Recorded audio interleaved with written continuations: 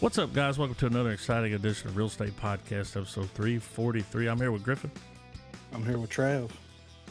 And I'm wondering what the hell Leonardo DiCaprio's face had going on with Adam. It was the teeth. Yeah, he had some and special the way that teeth he like put his bottom jaw out. Yeah. Kind of like he had a little overbite. I'm like, man, you did that for 3.5 hours? He's It like, really you was know, like I 6 just wanna- months, but He's like, I really just want to, find parts for my Lincoln.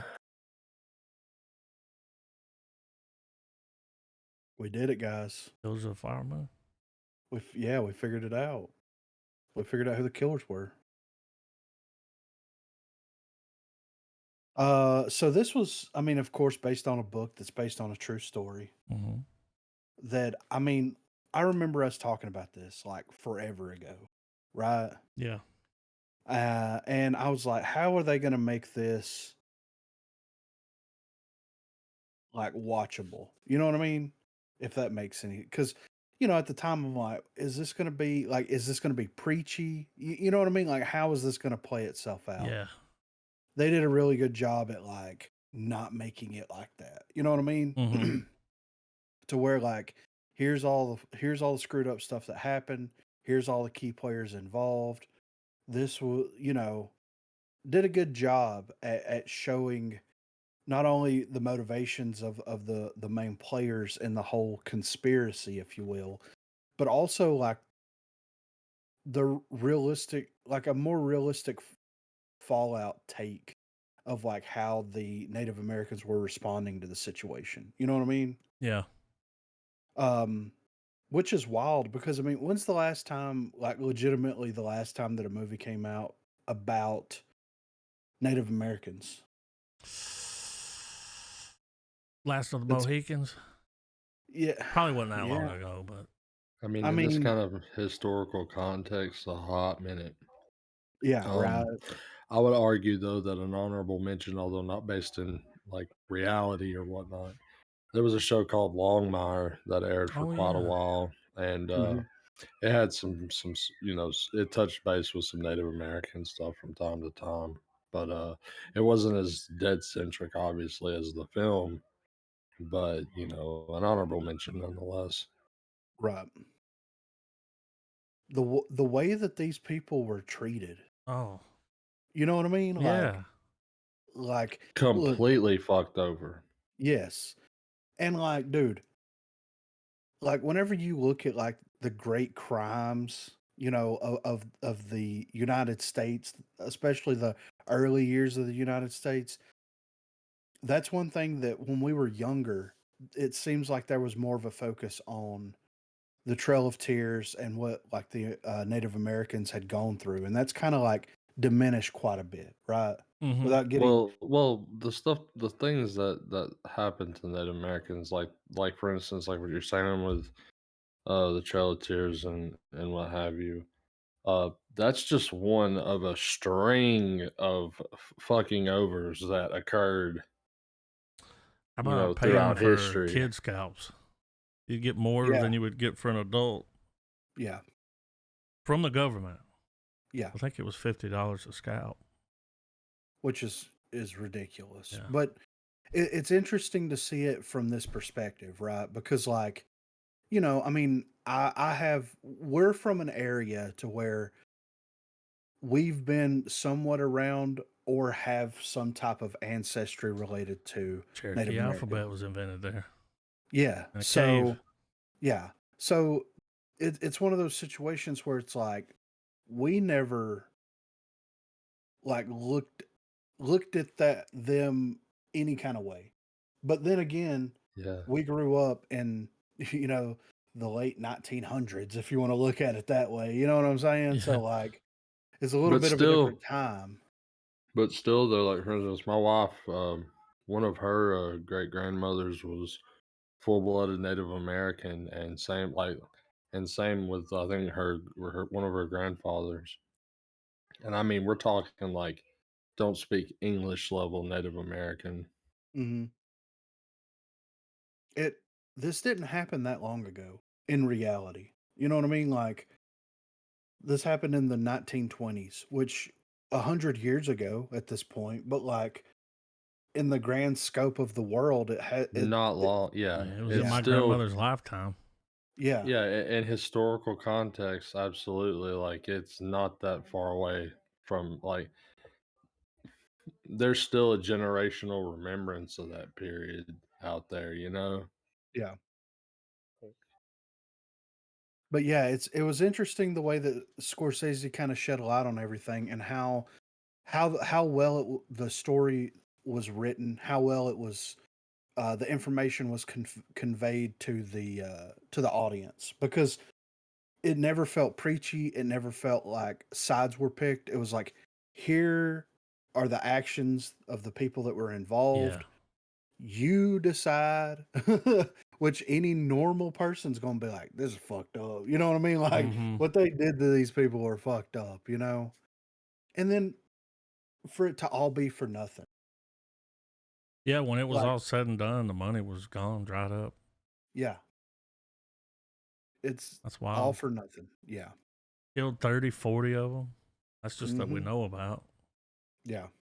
And it got sloppy. At least at first, they tried to poison them and Yeah, stuff like that. right. Then they were like, just shoot him. Yeah. It's like, he was like, shoot him in the face, so it looks like he killed himself. And it's like, damn, the one dude, he befriended the guy. Yeah, they were hanging out. And then one day he's like, I finally got the courage up. Just shot him and ran. It's like, Yeah. damn. Just a messed up situation, man. But the information was conveyed in a great way, in my opinion. Yeah. Here's the facts. Here's how things shook out.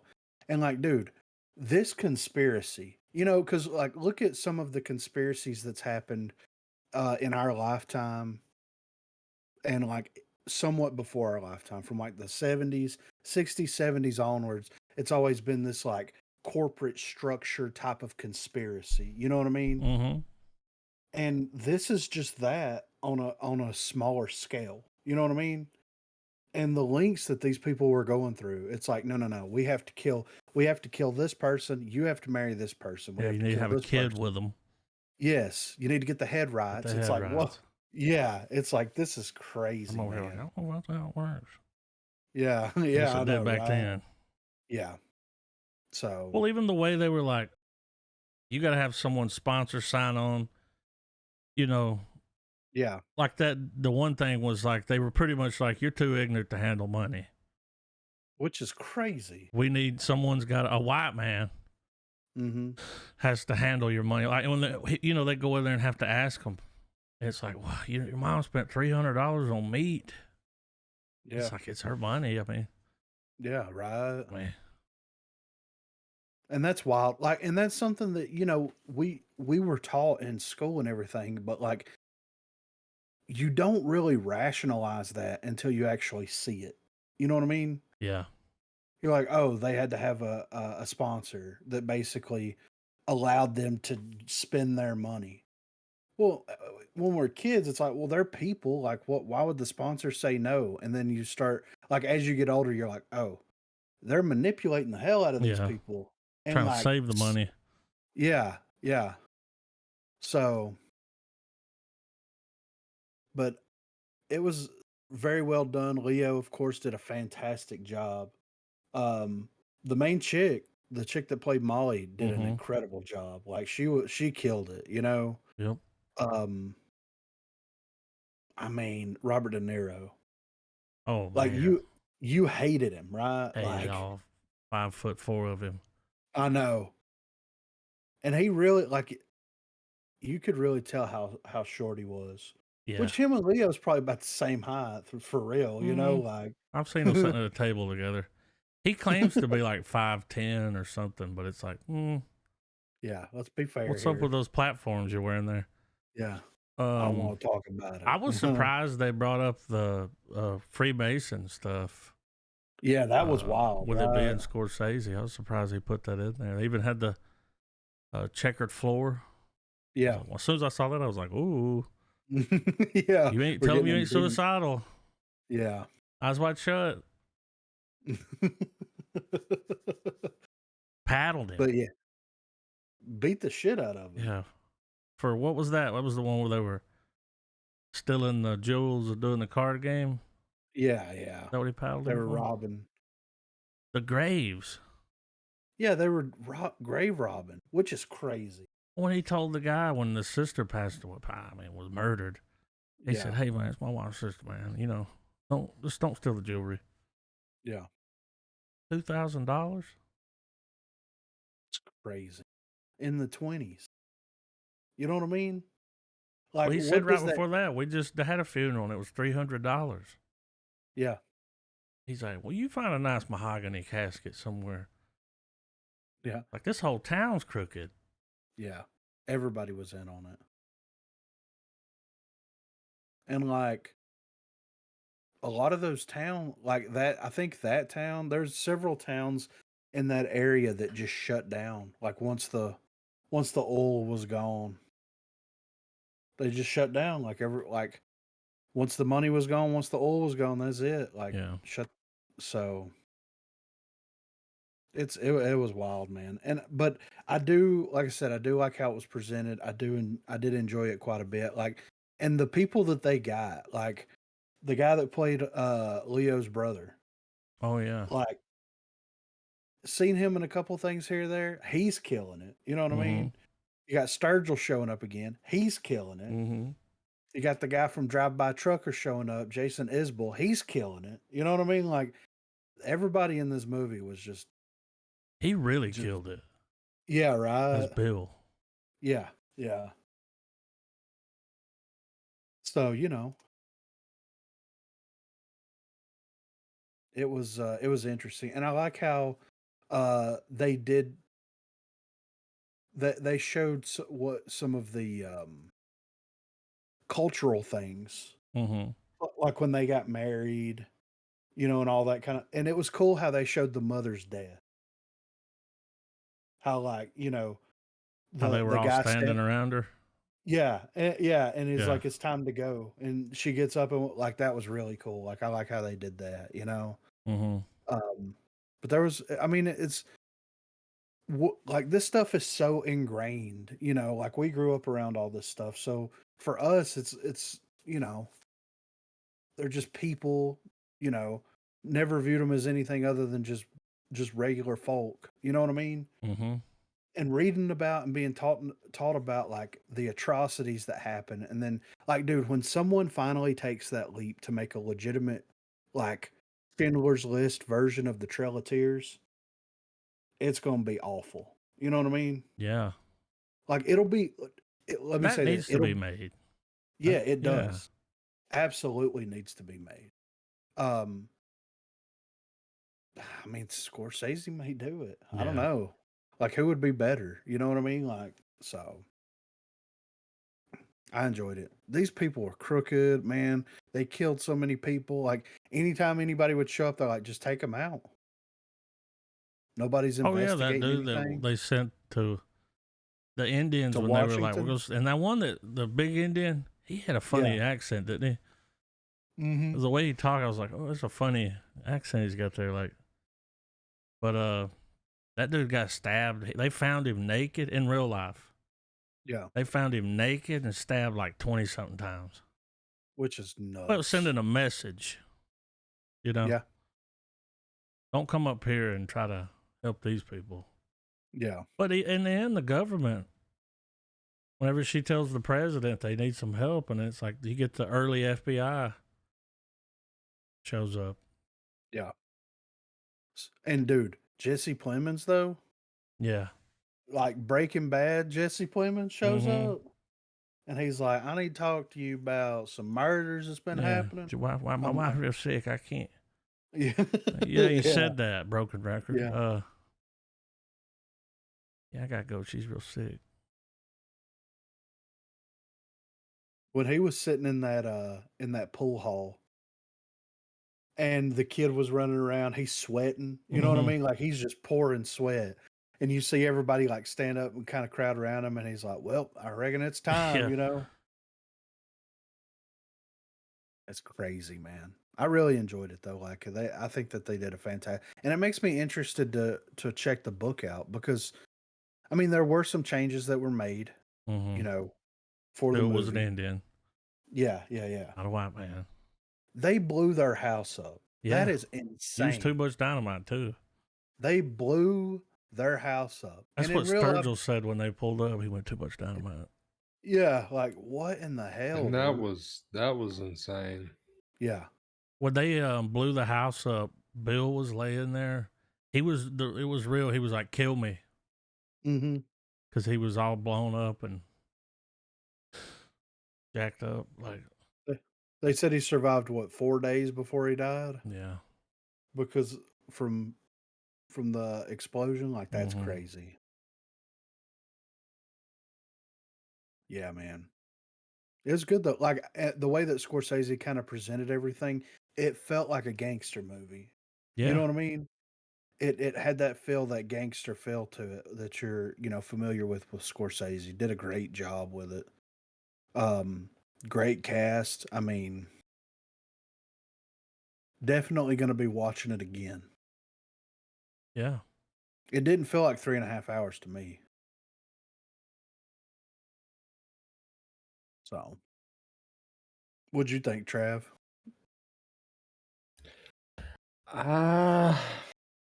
For me, man, it was really long. Don't get me wrong, it was really well made and the acting was on point, but there was just some moments where it was just by the time the film was over, I felt the length of it, you know.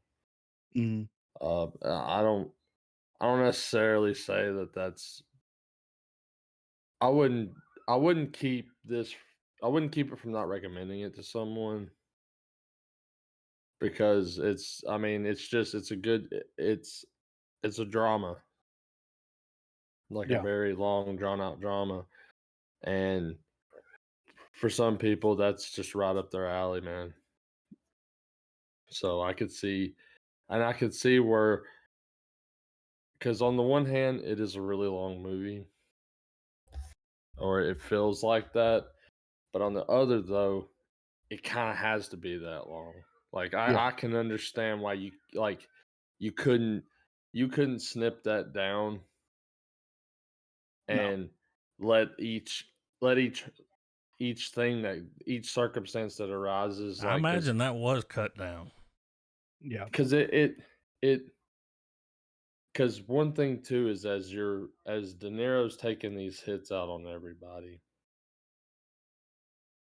you have in between each one, it's almost like you have time to kind of gestate and it kind of flows back out into normalcy.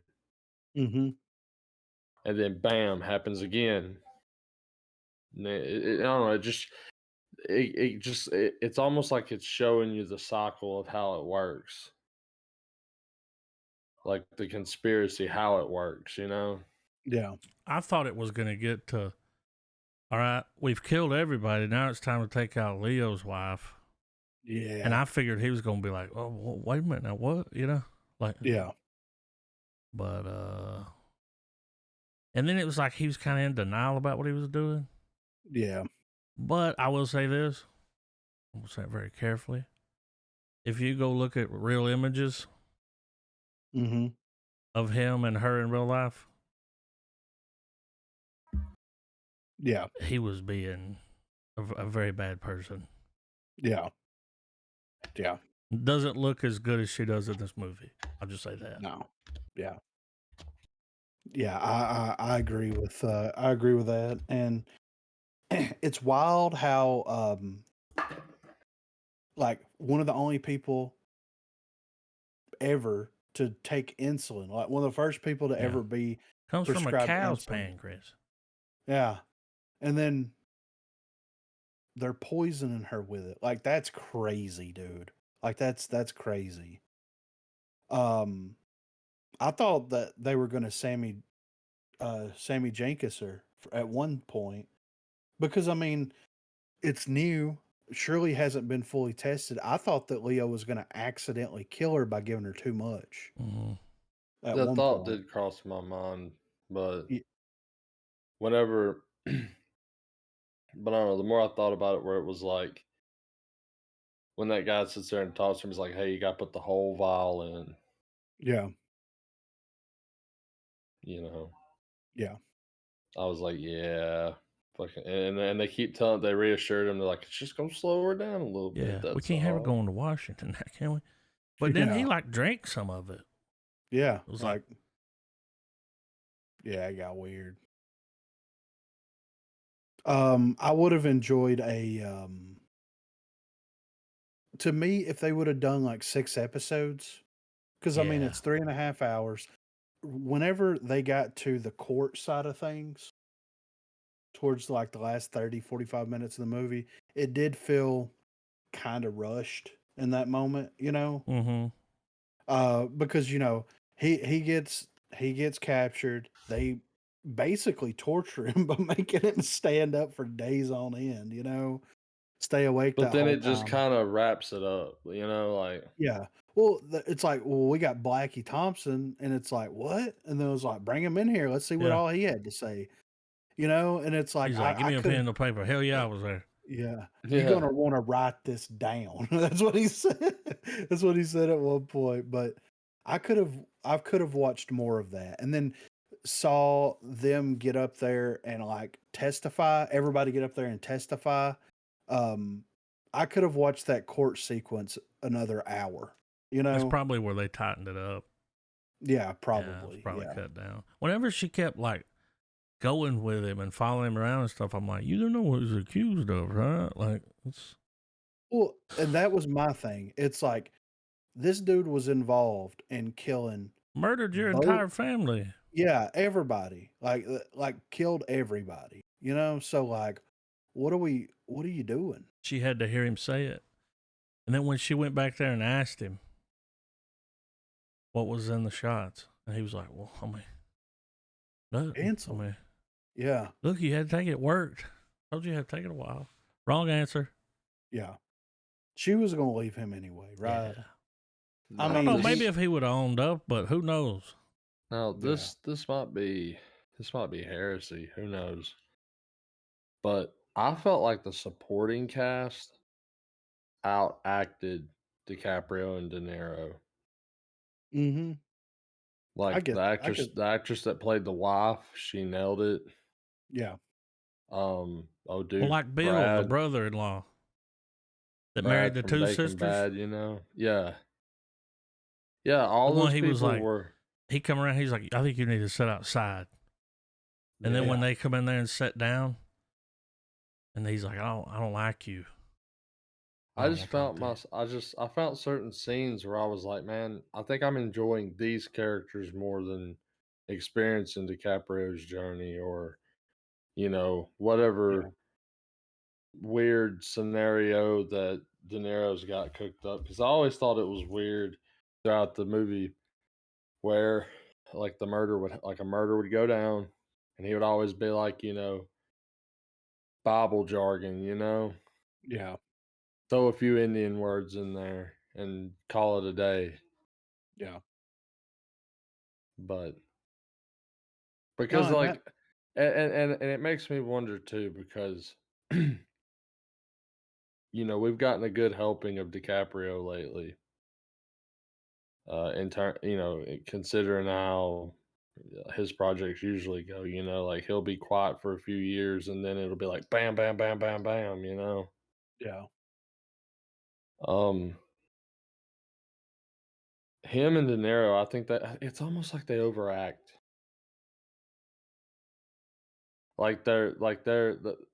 There's a moment where DiCaprio's making that weird ass face he chose to have throughout this movie. Mhm. It was off putting to me. I think he was trying to look like the guy more. Yeah. Well, like, he was trying to be like Marlon Brando. He was. He did have the jaw out, and you could tell he had like some teeth in, some he was kind of jacked up teeth. He was wanting to talk about offers and stuff. Yeah, and he'll drive. He's greedy. What about that scene when he was yelling at her in the bed? Mm-hmm. Oh yeah. Oh. Yeah. No, I think that most of the time, whenever you see Leonardo DiCaprio or Robert De Niro or both of them together, it's like not saying the people that they put around those actors are not good actors, but they're normally not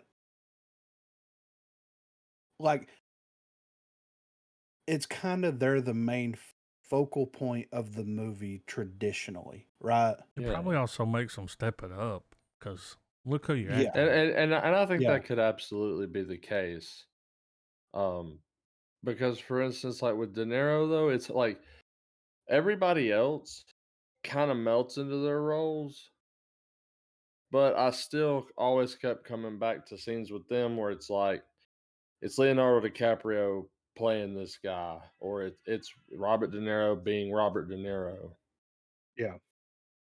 and Well, I mean, 90% of the cast are people that you don't really, other than dude from Breaking Bad, like I've seen some of the people in other things, but it's not anything that I'm like, oh, that's the dude. You know what I'm saying? Mhm. yeah, Like Robert De Niro and Leonardo DiCaprio are like they're them, and they're always them. You know what I mean? Like Yeah. hmm and you know that they're going to kill it regardless. But what a lot of these directors have been doing recently, I would say within the last like 5 to 10 years, is like they really pull people that can like feed into that energy that they're putting off, yeah, and and get in like the pocket. yeah, and like they're really feeling that because like look at Heat, right? Let's Mhm. look at Heat for a second. You got Al Pacino, you got Robert De Niro, and then you got Val Kilmer running around. Like, who else do you remember from Heat? That's it. Exactly. But in this, and I know that just watched it, but in this, it's like you have people they show up, they do what they need to do for the sake of the story, and then they fizzle like Blackie, for example. Don't know who that dude is. I'm sure I've seen him in stuff before. He shows up, he nails his part, memorable part. He's out of the movie for like 2 hours before he shows back up. You know Mhm. what I mean? Like it's just the way that they're writing and doing storytelling now is way different than they did, 20 years ago, to where it's like, here's your major, blockbuster actors, and we're just gonna fill chuffa around them. You know what I mean? And then let them just steal the show. Now it's like, no, no, no. We're gonna like put them in there, but we're also gonna cast other people and let all the performances lift everybody. At Well, least it's that's how almost it like feels. it was facial acting the movie Yeah. because there was a lot of that going on for sure. Mm. Because like for instance, when DiCaprio rose up and like whenever they're wanting to talk to him, and he rolls up into that room and it's dude from No Country for Old Men, the cashier. Oh yeah. You had like him and everything, and then Brendan Fraser's lawyer character just starts just hammering in like, "Do you really want to do this? Yeah. Do you really Your want to put poor him behind uncle. bars? Yeah, you're gonna get him killed." And then the woman's like, "Ah, you don't want that, do you?" you know? Yeah. I mean, we got two movies back to back with Sturgill in it, killing it.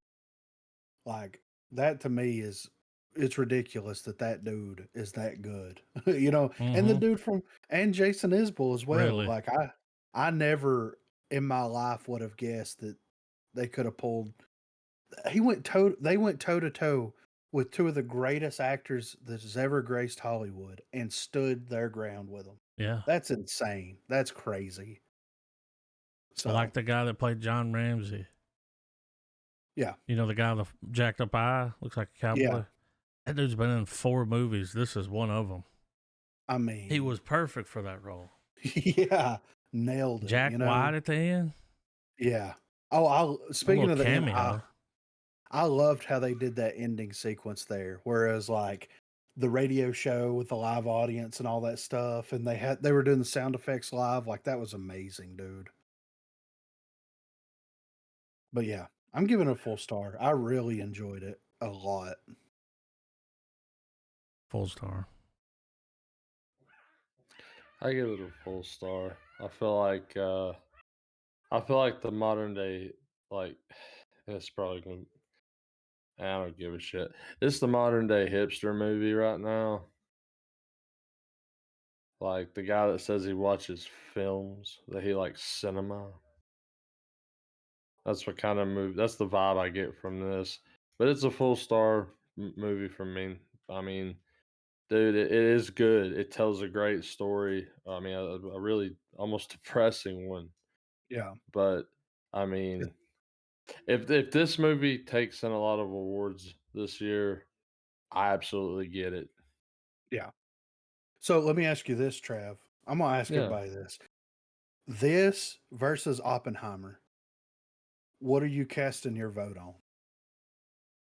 I'm gonna say Oppenheimer. Well, Not I think Oppenheimer's only in for best special effects, though. It's not in for Best Picture? don't I get don't me. know. I know I saw it got nominated for best special effects. I don't know if it was film of the year. Like, But like, should be. Here's my thing though, Griff. How how do we really compare those two though? That's what I said. I was like, they're Because completely because different. you Yeah. can't diminish the importance of what both movies brought to the table. Like Mhm. I feel Yeah. like in terms of like intimate, personal, very like, you know, with as far as like a more Killers of the Flower Moon is a more intimate movie. Yes. Like it's more like watching a family slowly get taken off the map. Yeah. Whereas with Oppenheimer, you're dealing with the next step in warfare. You're dealing with the Yeah. moral, ethical You're dealing consequences. with a It's just city being taken off the map. they're Yeah. both completely different, but both incredibly profound like situations that happen. Yeah. Um, Entertainment value. I mean, bias Nolan. I'm gonna go with Oppenheimer. But that doesn't take away from the fact that Killers still delivered in a lot of ways. Yeah. Well, right now the current nominees for Best Picture is American Fiction, Barbie, The Holdovers, Killers of the Flower Moon, Maestro, May December, Oppenheimer, Past Lives, Poor Things, and The Zone of Interest. Of all of Maestro? those, I hope Oppenheimer crushes it. That's the predicted winner. At And least according to Variety. I think its message is more it's more significant than any of I mean, I don't know. Just Yeah. what that movie is about is a very fucking big deal. Mhm. And comparing it to the personal storytelling from the other films, I just don't think it's a league of its own.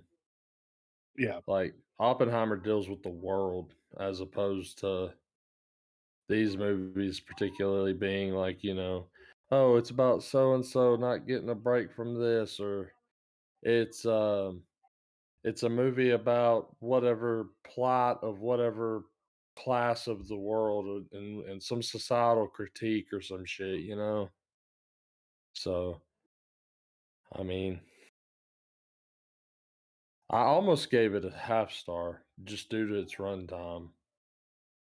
Because even though, like I said earlier, man, like you can't necessarily cut this movie down and deliver the same impact. It's still just it's a it's a long grind, man. It's a slow burn. I mean, occasionally, like when the hits go down, like when the explosion happens, and then what about that? What about that scene where that guy's just getting straight shanked in the street? Like that was a lot. Which like sometimes I forget that Scorsese's got like a eye for violence. Well, that's how they killed that guy. Well, I In mean, real like life, just they the found that dude naked, stabbed 20 times. well, yeah. That's like Dee was giving me the rundown because she when I told her what I was watching, she's like, I've seen stuff about that. Like that's completely fucked up what they did to those people, and I was like, you know, I'm already like 10 minutes in, and fucking somebody's house has been blown to smithereens. I remember AC Kirby when they're like, tell him to go kill him. Mm-hmm. That was Pete Yorn. What? Yeah. I was going and looking through the full cast. Pete Yorn. Wild, right? Very. I would have never guessed it. No. He had a face. He looked familiar. But he was only in there for a little bit. It was a pretty quick death. Kind of like that dude at the beginning when DiCaprio gets off the train. It's the little person that's like, get rich quick. Guy You that can make a waddles lot of by. money. Yeah. Yeah. Handing out pamphlets. I was like, if he leans back anymore, he's gonna fall over. He was I was looking thinking. straight up, wasn't he? Yeah. He was sky gazing, man. I mean, that's some multitasking shit right there. That was Pete Yorn. Good shit. How cool was that music that was playing when the oil scene happens? And Oh, it at the bursts beginning up? when they bury that peace pipe, That was pretty they're all cool. crying and shit. I mean, that I was was a like, very what's sad happening? sequence. You know? Yeah, like that's at first I was like, okay, let's. Dude, This here's is the difference different. here. So I watched both of these movies with my grandfather because I'm over there, and he's like, "You guys want to watch a movie?" And I'm like, "Yeah, I've got something I need to watch. It's long." Well, he couldn't watch Oppenheimer. He just couldn't, man. He couldn't get into it. I mean, he was just up walking around on his phone. He just wouldn't. And I'm sitting there like, I can't stop watching it. This movie, he barely talked. He watched it. He was like, a lot of times I'd look over at him and he'd be like sitting on the edge of the couch, like leaning forward. And I was like, okay. I was surprised because I thought he was going to hate it. Well, he likes a good little, mystery, murder. Conspiracy type thing. Yeah. Watch a lot of Dateline, Yeah. And it helped because I was like, this is based on a true story. So it's like, okay. that helps. Oh, this is real? Technically, I mean, yeah. But I see what you're saying. Well, I was really surprised because I didn't think he'd be able to. And I didn't even say how long it was. I just played you were like, and then when the movie went off, it was dark. We started watching this thing at like 2:00. And when the movie went off, it was dark outside. You're like, W. Then he was like talking about it, He was like, well, that one part. And normally, he don't like De Niro. He just don't like De Niro, the person. Yeah. And every time I try to pull something with him in it, he's like, but I'm like, come on now. You got to separate the art. Yeah. I talked Marina into watching it. She normally don't like watching, especially long movies, and like but I was like, look, it's about people killing people, investigation. I hit the trigger word. Yeah. Conspiracy. And, conspiracy, investigation, murder. She's like, ooh. You're like, it's got John Lithgow in it. She's like, who? The Trinity Killer. Yeah. Oh. Yeah. Well, like, what was crazy is, like I said, my wife, she had, researched on it before in the past, and I guess maybe watched a documentary or something. Yeah. And whenever I went to pull up the film and found out what it was this week, because a lot's happened off pod and everything, but when I finally was able to make time to sit down and watch it, I realized, I'd remembered it was Killers of the Flower Moon. I told her about it, and she was like, I really want to see it. She's like, but I just haven't been able to pull the trigger on that runtime. And I was like, I mean, it's what was crazy is she kind of gave a small crunch on, like, a crash course on kind of what it was about. Mm. And she had taught, like, people were saying it was very faithful to the events. It's pretty close. There was only like 2, maybe 3 things they changed. Yeah. Like there was a lawyer guy that was helping him out and it wasn't in the movie at all. Yeah. Like he was going to DC, he was going around investigating, and they threw his ass off a train. He broke his neck and laid there and died. So they just clipped that. Or that was probably in the movie and they just got rid of it. Yeah. It's like, we got enough killing. Yeah. It's like, but do you Yeah. though? You know, I could use a little bit more. Its box office rate then, it was 154 and the budget was 200 million. So it didn't quite get it, you know, and it hit Apple pretty quick and Paramount. Yeah. It'll make its money, but Yeah. But here's the thing though, man. Like, just kind of speaking to that note real quick. Like, most people, like, to me, Oppenheimer is kind of an anomaly. Because, like, most biopics that aren't about, like, artists, like music, you know, or anything like that, they normally don't fare, like, some fare better than others. To me, it's like, with it not reaching that, it makes sense why people weren't like, "Hey, I want to go watch this," you know? also the runtime. Yeah, I mean, People yeah. complained and wanted an intermission. Yeah, Some theaters did one and then got in trouble yeah, because that was Scorsese's rule, was like, you can't have an intermission. yeah, Oh, some people got to fucking go to the bathroom, dude. yeah. But I feel like, to me, I feel like they should have released it since Apple was doing it. Like, I get it. I understand why they wanted a theatrical release. Same reason Oh, why they yeah. did The Irishman, you know? Well, But they want to be able to get the, you yeah, can't get an award if, yes. you know. But like, dude, this is what Scorsese, Nolan, a bunch of these directors need to realize. You have a built-in audience. You could make a 10, 12, 15 episode Yeah, this could have been a show. series. Yeah, and people will show up and they will watch 10 it. episodes. Yeah, and it will be viewed by so many people. But I understand, like, they're like, you know, I'm a filmmaker. I make Yeah. cinema. And it's like, yeah, but like, things have changed. You know what I mean? Like, Yeah. TV's not Friends anymore. It's You like, know what I and they're mean? asking you to cut it down. They're like, it's Yes. too long. It's too long.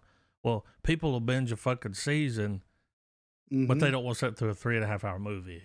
Which is wild. You know what I mean? Like, Mhm. people watch 10 hours. the entire drop of Stranger Things in one setting. But those same people turn around and be like, I don't want to watch 3.5 hour movie. Don't call it a movie. Call it a series. Cut it up into 45-minute episodes. Bam. You know what I mean? Like, there you go. So, but we got a little bit of movie news if y'all want to peep on some of this real quick. So, Godzilla Minus One reaches new heights on Rotten Tomatoes, smashing franchise's record audience score. So, Gojira continues its onslaught and reaches a brand new crowning achievement. The King of the Monsters is obliterating more than just Japan these days, as the latest installment in the 69-year-old franchise Godzilla Minus One has wiped out yet another record. And this time, it's a personal best for the film series. Godzilla Minus One now boasts the best Rotten Tomatoes audience score of any movie featuring the killer kaiju. Godzilla Minus One registers an audience score of 98% at the time of writing, which flattens the old record of 94% held by 95's Godzilla vs. Destroya. However, Godzilla vs. Destroya still has the advantage over Minus One when it comes to the old tomato meter. For now, critics have awarded Minus One a 97% rating, while Godzilla vs. Destroya still leads the franchise with a perfect 100%. That 100% tomato meter score should have an asterisk next to it, though, because only 6 reviews have been filed for Godzilla vs. Destroya on Rotten Tomatoes, while Minus One has 111 reviews posted at the time this story was published. Um, like there's a couple things. First of all, it's crazy that like a Toho Godzilla release has gotten this much buzz, also got this much of a reception from American audiences, Mhm. to the point where like they opened it up to more theaters. They extended its box office run. Yep. Like, it's Yeah, wild. On a $15 I'm million budget. Yeah. I'm hoping sometime next week I'm hoping to make it out to one of the local theaters around here that's going to be playing it, Hmm. and I plan on trying to catch it in theaters. I think I finally found the one that's going to pull me back again. Oh hell yeah, that's what's up, Uh, man. and with it being uh, a particular month for me, uh, it's usually my one thing that I like to do is go to a movie and get a nice dinner somewhere. So Yeah, uh, this is the one, you know. right. The second thing that I wanted to hit on real quick was like, if Rotten Tomatoes wants to be the be all end all of like movie review websites, because that's kind of like there for the Mhm. longest time they were putting Rotten Tomato reviews on Blu-ray and Oh, they're DVD still doing it. cases. Yeah, so like if they want to be the be all end all, then first, why are they gatekeeping the reviews? You have to be this to be like a certified reviewer for Rotten Tomatoes. Second of all, anything that was released like pre 2010 needs to have all of those articles. And this is what, if I was running Rotten Tomatoes, this is what I would do. I would be scouring the internet using the AI to do so, Mhm. but scouring the internet and pulling all of the reviews and assigning a tomato score to those reviews across the entire interweb. Whenever a new movie comes out, then you've got, here's the Rotten Tomato reviewers, here are the critic reviews, and then here are the user reviews. Compile everything into one website because you Yeah. can't go off Rotten Tomatoes. Well, no, and I think, while it's the one that's able to get the review, aggregate, it's really just trusted because it's able to aggregate all of the major movie critics probably a lot quicker than, say, some of the other ones, maybe. I'm not Hmm. sure. But I think one thing, I mean, it's not something we've went out of our way to try to do here on the podcast, but I think one thing we've shown too is that, audience scores is usually the one you want to follow. I usually go by Yeah, the Google one. yeah, That's but just like, Google users that leave and it's a 96 on there. yeah, Rotten Because, Tomatoes a 97. So well, yeah, and because also to add to what you said a minute ago, Griffin, Rotten Tomatoes is notorious for review bombing. hmm they can be Rotten, bought out. yeah. They've done Well, it. Rotten Tomatoes, Yeah, Rotten Tomatoes, you made a very valid point there, Adam. Like they've shown that they can absolutely be swayed to yeah, make maybe a lesser film seem a little bit better. Well, there Like, was at yeah, times where they would have movies like, let's just use the Marvels as an example. I don't even know if they did this with that one, but they would lock the score in, like 6 people, yeah, mhm. and then not let people review yeah, the yeah, audience review. Which it's yeah, crazy that they're gonna allow just 6 reviews to yeah, dictate the whole of how a country or the world's gonna rate a film. It yeah. doesn't like that's a very um irresponsible way of tracking that kind of stuff. Oh yeah, I agree 100%. And the reason why people gravitate, the reason why a lot of the critics gravitate towards Rotten Tomatoes is because they can go on there and post whatever bias they want to post and people don't argue with them. They have no way to argue with the critics on there. Like if I wrote an article for whatever, Hollywood Reporter or whatever, and put that article up, there's a comment section where people are going to roast me in one way or another, whether they agree or disagree, right? Mhm. Rotten Tomatoes, you can't do that. Like once Mm-hmm. they put their reviews in, it's done. So they can say whatever they want to and drive whatever agenda they want to by putting their reviews in. And there's no hand slapping, there's no ratio, there's nothing. You Well, know? here's when it died. 2011, Mm-hmm. the company, Flickster, that owned Mm-hmm. it, was acquired by Warner Brothers, Discovery, NBC Universal. That makes Hmm. Now, why sense. would they do that? Yeah, exactly. Right. Interesting. Yeah, I didn't know that. I just looked and it's like, oh, didn't know that. Yeah. we've talked about Rotten Tomatoes before. And whenever you see something like Godzilla or something that you don't expect to have a good Rotten Tomatoes score, get a Rotten Tomatoes score that's high, it feels like we won. You know Yeah. what I mean? It's like a tiny victory. Yeah.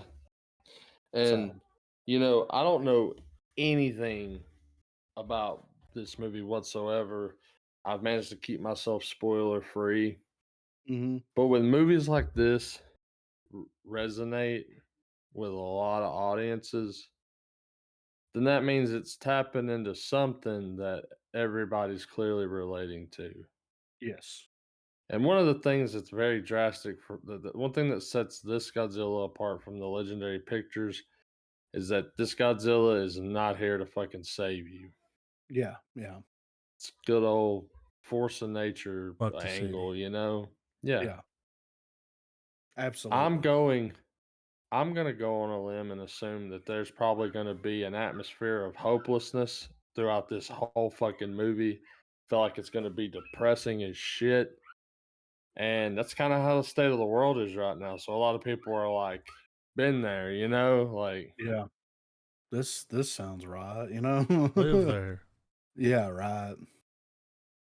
Yeah, I'm excited to peep it and everything, and I'm happy that something like this is getting this kind of reception. And also, there are rumors that since Godzilla minus one has been brought to the United States and has got a wide box office release, that it may be a contender for some Oscars, Academy Awards, et cetera, et cetera. So it may be a Parasite situation.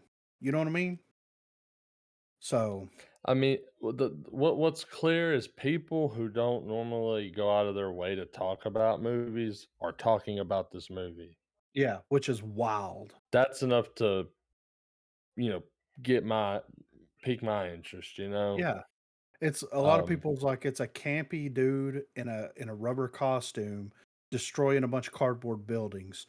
and it's like, That's nah, not we've come a long way from that, homie. yeah, yeah, right. So, And I've been impressed that it's managed to keep such a box office run and that run extend over here to become a wider release mhm, because even when we, covered, the announcement of this movie, I just assumed it was gonna be kinda like Shin Gojira, like I'm just gonna have to either find it on the shelf, once it, goes out on demand or, Blu-ray DVD at the local store.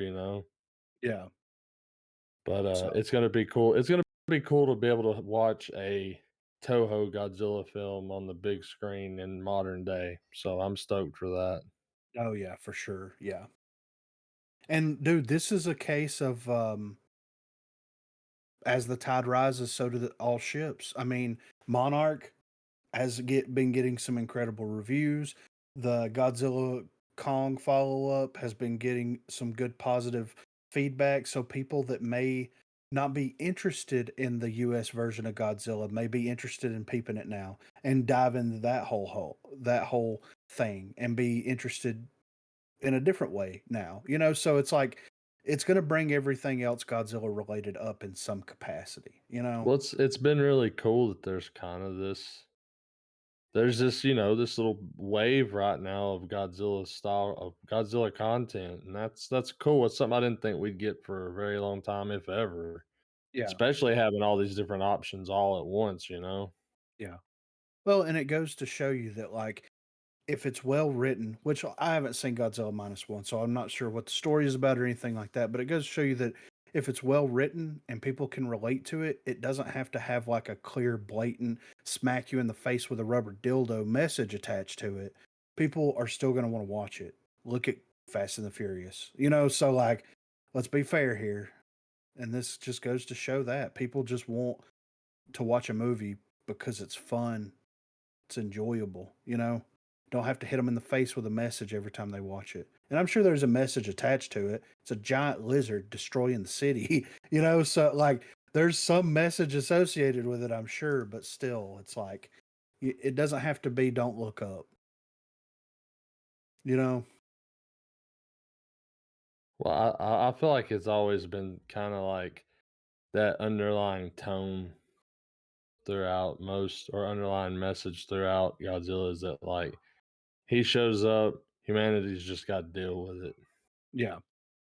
And And this I feel like this one's probably that just turned up to 11 and the knob ripped off, you know? yeah. And who knows? I mean, this could be like, you know, related indirectly somehow by Oppenheimer. You know what I mean? I mean, I mean it's just gonna like it's just gonna be it's gonna have to depend on like just I mean it could be done. I think it yeah. could be. So, But I think it's also just I feel like it's probably gonna have a lot to do with just like there's like Godzilla I feel is gonna represent just the state of the world and it's just total fucking chaos everywhere right now. mhm, And I feel like that's gonna be underlined a lot probably. yeah, which I'm for it, you know? Yeah. I mean, either way, I'm still gonna try to go in cold. Um, because like I said, I don't know shit about the movie. I've just been ass pulling assumptions, for the sake of the article. Yeah. But I should be able to report back at some point with a pre-pod review Hell, on it. hell yeah. So, Adam Driver was on SNL recently. I actually saw this live, dude. If this is what I think it's about. Yeah. So he said that Kylo Ren didn't kill Han Solo, wokeness did. Damn. My jaw dropped when I heard that, dude. Yeah. So it says Adam Driver returned to Saturday Night Live this weekend and took the opportunity to stir up Star Wars fans by commenting about how his character Kylo Ren was not really the one responsible for the death of Han Solo in Star Wars The Force Awakens. Sitting at a piano to sing his Christmas list to Santa, the actor proceeded the piece by explaining how he loves the holiday season for many reasons. This includes his quote, deep and personal relationship with Santa. Driver said in his opening monologue, I'm so excited to be back, especially during this time of year. I love Christmas. It's my favorite holiday, the food, the music, the family, but largely it's because I have a very deep and personal relationship with Santa. Usually I tell Santa my list in private. Since we're here and I know Santa watches SNL, he hasn't liked it since Chris Kattan left. Damn. That's funny. However, it was while singing out of his list of festive wishes that Driver paused to mention the infamous Star Wars scene in which Harrison Ford's Han Solo was killed by his son, played by Driver. He said, and I quote, I liked for people to stop coming up to me in the street saying, you killed Han Solo. I didn't kill Han Solo. Wokeness killed Han Solo. This is not the first time recently that Driver has discussed his Star Wars role or the ramifications it has had on his life. Speaking on the Who's Talking to Chris Wallace streaming series, Driver said that he was reminded by someone every day about the scene in which he ends the life of one of the original Star Wars characters. While the actor has seen complaints about the moment going down to probably once a month, it is clear that there are still plenty of people out there who still take issue with the events that transpired in the first movie of the Star Wars sequel trilogy. That's wild that he said that like live. You know what I mean? Yeah. Wokeness killed Han Solo. And the Chris Kattan thing, like Yeah, that's that's funny. when SNL fell off. I mean, Yeah, yeah. for real. Um, that's great though. And I mean, this is on the heels of the whole Panderverse stuff. Mm-hmm. The Kathleen. So I mean, what is? I would love to know what he knows. You know what I mean? Like, I would love to know what he knows about certain people around Lucasfilm. You know, so. But I thought that was funny. I had to throw that on there. This is something I was just going to throw at you guys. You know, there's no updates on the Jonathan Majors case as of yet, but someone recreated Kang as Zell. Okay, as Denzel Washington, right? Mm-hmm. So what do you guys think if they were to recast Kang the Conqueror. Jonathan Majors was out, and they brought Zell in. Yes. What you know what I'm saying? That's all I got to say about that. You know, there was a little bit of an update that I saw where they read the text messages from him to her. Yeah. And he was telling her, like, you know, if you go to the hospital, this is going to stir up like they're going to ask questions about what happened. Now, of course, her team was trying to spin that as he knows what he did, but he could be like, I didn't do anything. Yeah. You know, we still don't know. Yeah. So, but I mean, here's the thing though.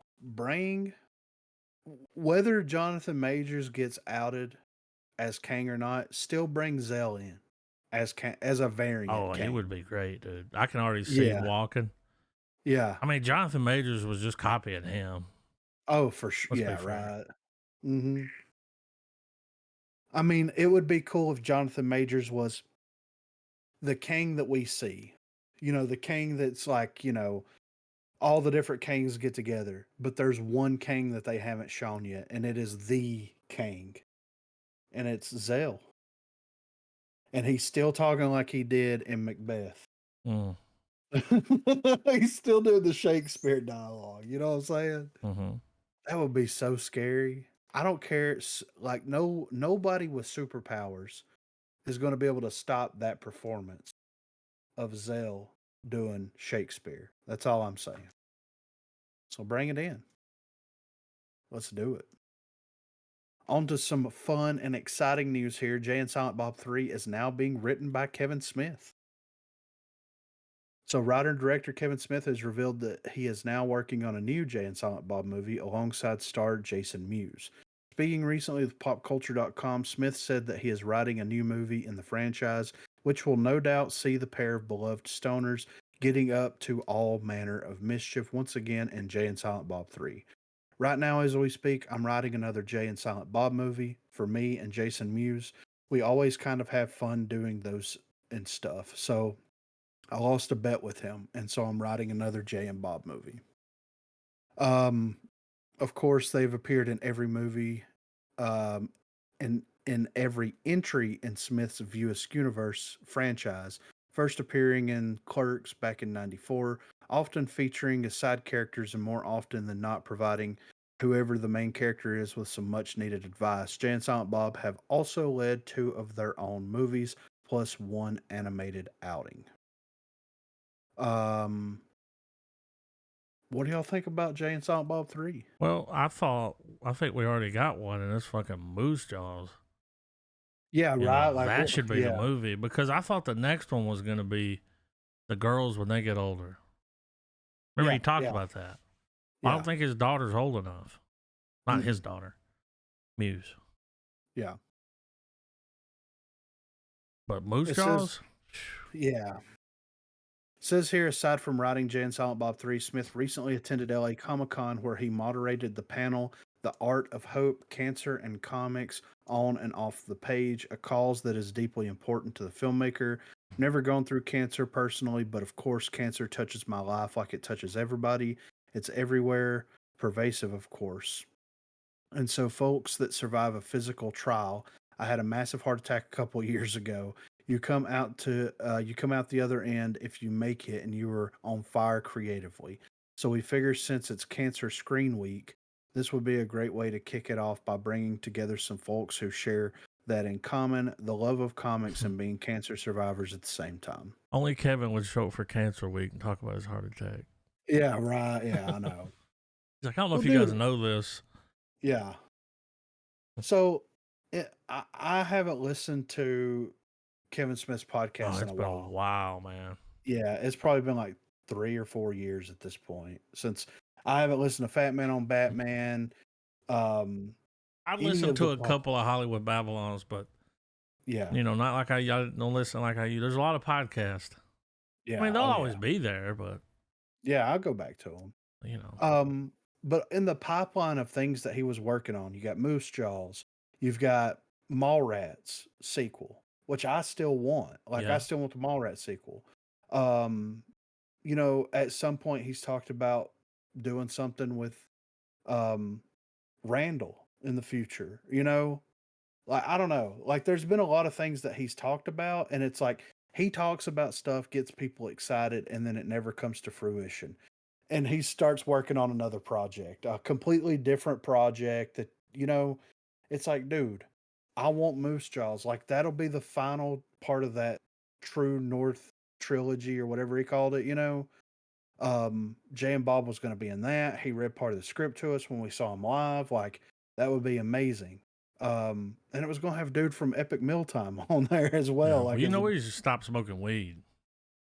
No. Yeah, he went to like a little treatment, mental health treatment thing. Oh, This God. was back So in he went to April. rehab. I think his mom being sick was getting to him. Like, Yeah. What it was the Yeah. panic attacks were coming in. Oh, When you get was hitting high that. and real life is happening, and you start being like, "What the fuck, man? Shit's happening. I can't Yeah. control. Yeah. My celebrity don't work here." Yeah. But he said he kicked it. Now that was in April. I don't Yeah. know. He kicked that and was like staying off of social media. Well, I mean, I think that would do everybody some Yeah, good. especially if You you're know? someone like Yeah. that a lot of fucking people are gonna talk to, like Yeah. and bitch at and talk shit, like Yeah. because he kind of he might take that a little personal, like. Yeah. But interested to see a movie, and he may be smoking again. Who knows? Yeah, right. Yeah, and if the Jay and Bob 3 comes out, I'm definitely going to watch it. I mean, I've seen every Kevin Smith movie so far. Why would I not watch Yeah. Jay and Bob 3? But I still want Mallrats follow up. I still want Moose Jaws. Like, let's get some of these other things going. Like, why we've talked about this so many times in the past. Why is he afraid to crowdfund something? Remember, he was like, "It's begging." It's like, yeah, but like you're out here begging You people want to to get go it to your made? live shows. Yeah, Oh, exactly. and Like, enjoying his little like sub thing. yeah, right. His Patreon thing Yeah, that he. you're begging for So that. yeah. So, but we'll see how that pans out. Suicide Squad director knows Ayer cut will be released one day. Something's gonna be revealed. So, David Ayer's fabled cut of 2016 Suicide Squad has been the subject of discussions online for several years now. While Ayer has in the past said that the cut that has never been seen would change perceptions of the film and put many other DCEU movies to shame, there has so far been no real movement towards it being released to the public. Despite that, Ayer remains confident that at some point the Ayer cut will be made available and believes it will cause a bit of a ruckus when it finally arrives. Speaking in an interview with Total Film, Ayer said, quote, I think so. I'm going to be hopeful. There are a lot of people that are invested in certain narratives that don't want it to see the light of day. So there's an immense political headwind against it. Because if that cut were made public, the cowardliness and the whole just general shittiness of how that film's been treated and how the actors have had this great work that they've done taken away. That narrative blows up once people see the movie. But it's coming. Something's going to happen. Something's going to be revealed. The truth always comes out. It always comes out. The last 2 years have been a disaster for the outgoing DCEU franchise ahead of the quote soft reboot by James Gunn and Peter Safran coming in the next few years. What exactly went wrong is still a subject that is up for debate amongst fans, with given reasons hanging from a general lack of interest in a disjointed franchise to controversies of Henry Cavill's Superman departure and Ezra Miller's numerous arrests. However, Ayer has his own view on what is wrong with the franchise, and he previously shared his belief that it can be easily solved. In the last few years, one of Warner Brother Discovery's biggest superhero successes has been the Batman, a complete abandonment of the usual tech heavy, fantastical elements of the comic book hero's on screen appearances, which took him back to his detective roots in a dark and gritty, grounded story. While not for everyone, the Batman proved more successful at the domestic box office than the likes of Batman vs. Superman, and its domestic total of just over 360 million was more than the worldwide total of any DC released in the any of DC's releases in the last year. The main difference with the Batman is that the movie came from Matt Reeves' vision and seemed to be made without much studio interference.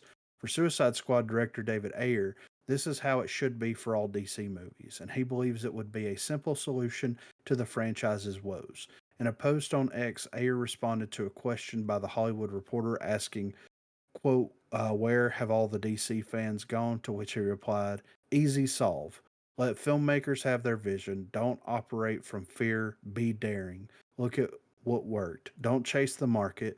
DC has always had the best characters in publishing. Dark, intense, and thoughtful is the brand.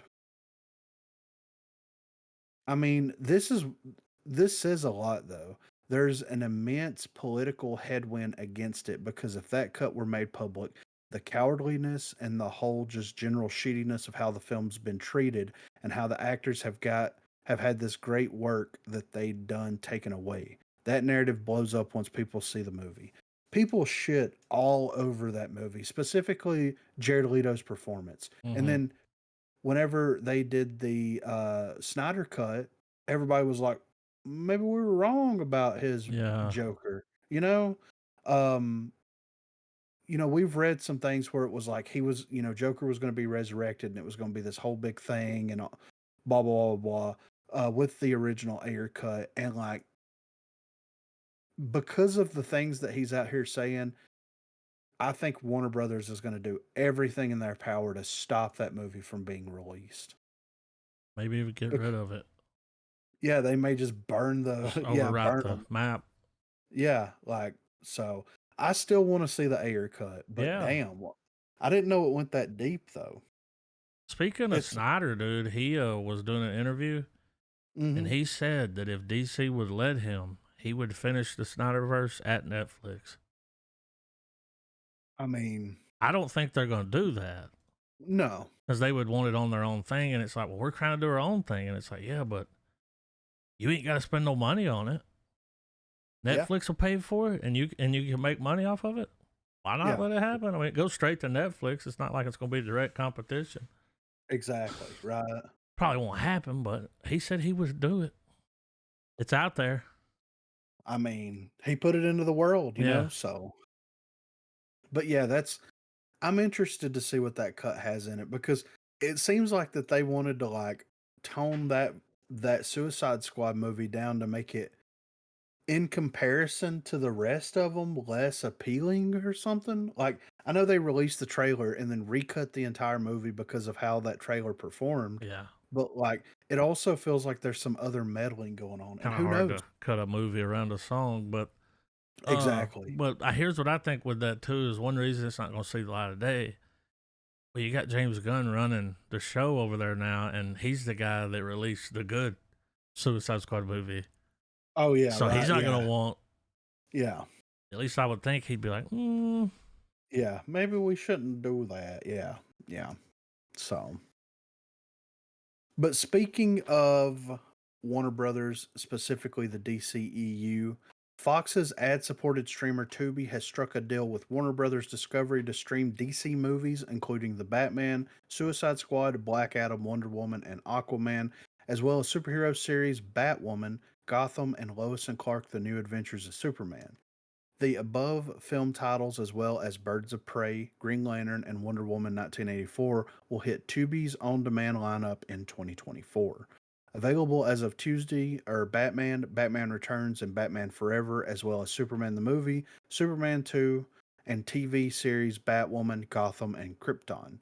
Lois and Clark: The New Adventures of Superman will begin streaming December the 31st. Also coming in December are DC animated movies Batman: Death in the Family, DC Showcase Superman Shazam, The Return of Black Adam, The Death of Superman, Justice League Flashpoint Paradox, Son of Batman, Superman Batman Public Enemies, plus the series Stargirl and Swamp Thing, and the film Constantine.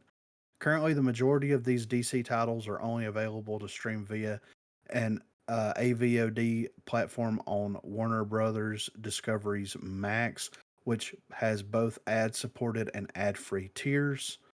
Outside of the DC Universe, Tubi will gain the on demand streaming rights to Warner Brother Discovery's Blade the Series, Judge Mathis, and People's Court, Movies Annabelle and Doctor Sleep and Friday, Friday After Next, and Next Friday. More films and series will roll out throughout 2024. This is a quote. The addition of recent blockbuster movies and fan favorite series from the DC library is a monumental offering for Tubi viewers. Tubi Chief Content Officer Adam Lewinson said, "We're so pleased to have such wonderful partners at Warner Brothers Discovery who are expanding the reach of their superhero franchise films and series that are destined to draw new audiences and fandoms with Tubi's highly engaged viewers." Separate from the DC Focus Pact, Warner Brothers Discovery has expanded its partnership with Tubi to include 10 new FAST channels and renewed its agreement for its existing 13 FAST offerings at the AVOD.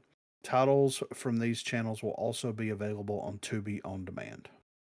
So we're That's talking the article I saw. There's like 225 titles which because is it's not just crazy. DC. It's Warner Brothers.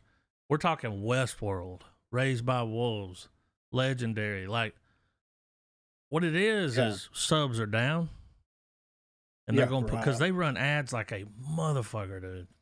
Oh yeah, right. Pro tip: Chromecast it from a browser. Yeah, right. That you use an ad block on, no ads. Pro tip there. Yeah, but it's crazy that all that's coming to that. But Tubi's huge. I mean, I've got to learn to watch movies before, like same. Just a lot of ads, like yeah. Well, most of the time, whenever I go, we go on vacation, anything like that. Yeah. Wherever we're going on vacation, we'll have the Tubi app installed. Mm-hmm. I mean, whenever we went on vacation the last time, I watched Friday, I watched Life, just whatever. You can always find something. Oh yeah, for sure. I mean, and with the ads, don't mind it. Like that's a part of vacation. Watching commercials that's the time you talk and yeah, exactly. Oh, they got that sandwich now, Yeah, so that's wild that they're putting the majority of which subs are down, dude. Well, and I wonder what the how many users Tubi has. There's no telling. I mean, it's so probably worldwide too. Like, yeah, and I'm guessing that from the perspective of DC or Warner Brothers Discovery specifically, they're like all this stuff that's not related to the James Gunn, Peter Safran DC. Let's put it on Tubi. Let's get people excited over there that maybe have never seen any of this stuff. And then if they want that new, then they'll come to Max. Then they'll come over and watch it on Max. Or they'll get that later. Yeah. It really feels like a divide because, they announced that they're doing an animated series that's going to be canon with what Gunn and Safran are doing. They're moving the animated stuff over to Tubi along with all that stuff that's not part of that universe. It feels like they're doing almost like a full separation there. It's like this is the old DC stuff. The new DC stuff is going to be on, which is it's kind of smart, but at the same time, even Black Adam. Yeah. Like, wow. Oh, I saw a post earlier. I started to drop in here where fans were asking James Gunn if he planned on following up with the ending of the last Shazam movie, and he said no plans. Don't even know what the ending of it was. What? Yeah, that was his response. He's bullshitting. Right. That's what I was thinking too. Yeah. So, there's a lot like I really don't think Aquaman's going to be part of it.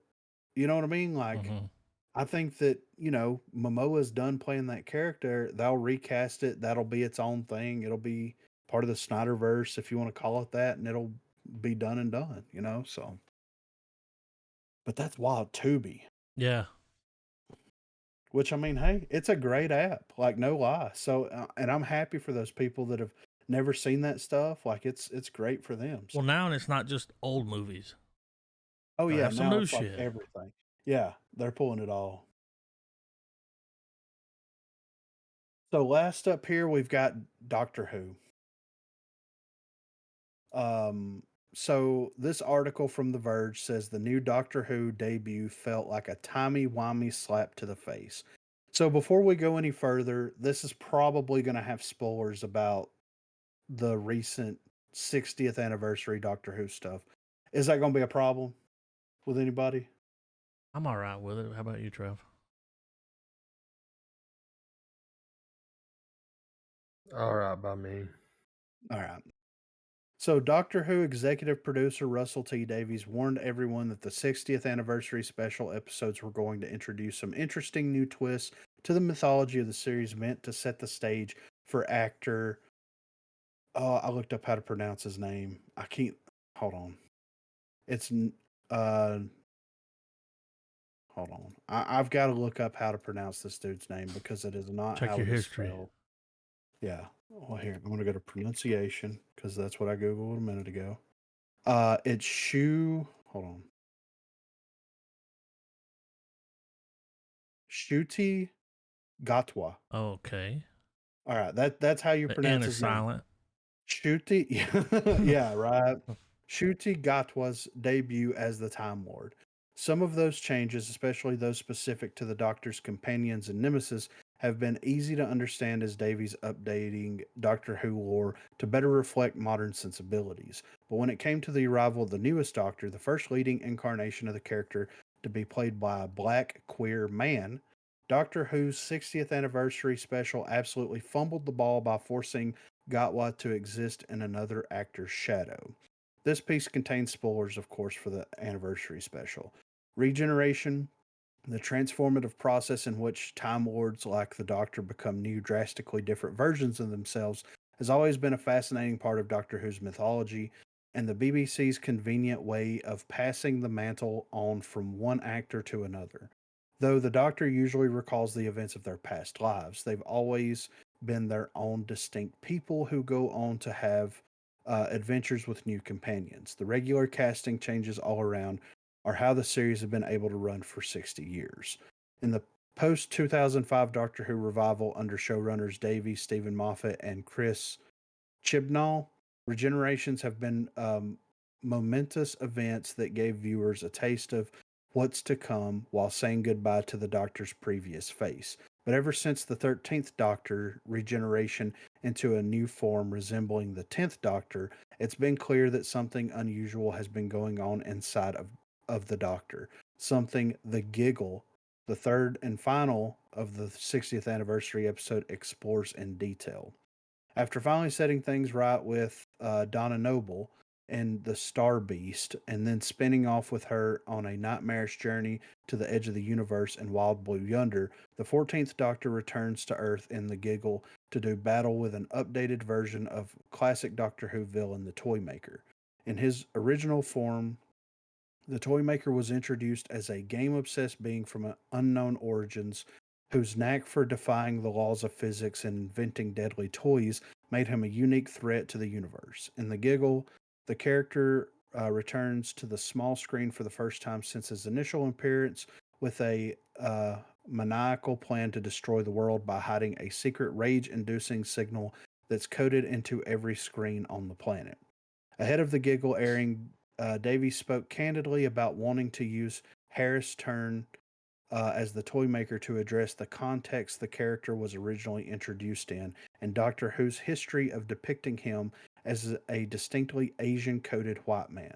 Here, the Toymaker is presented as an off putting German who can't quite keep a grip on his multiple affected accent.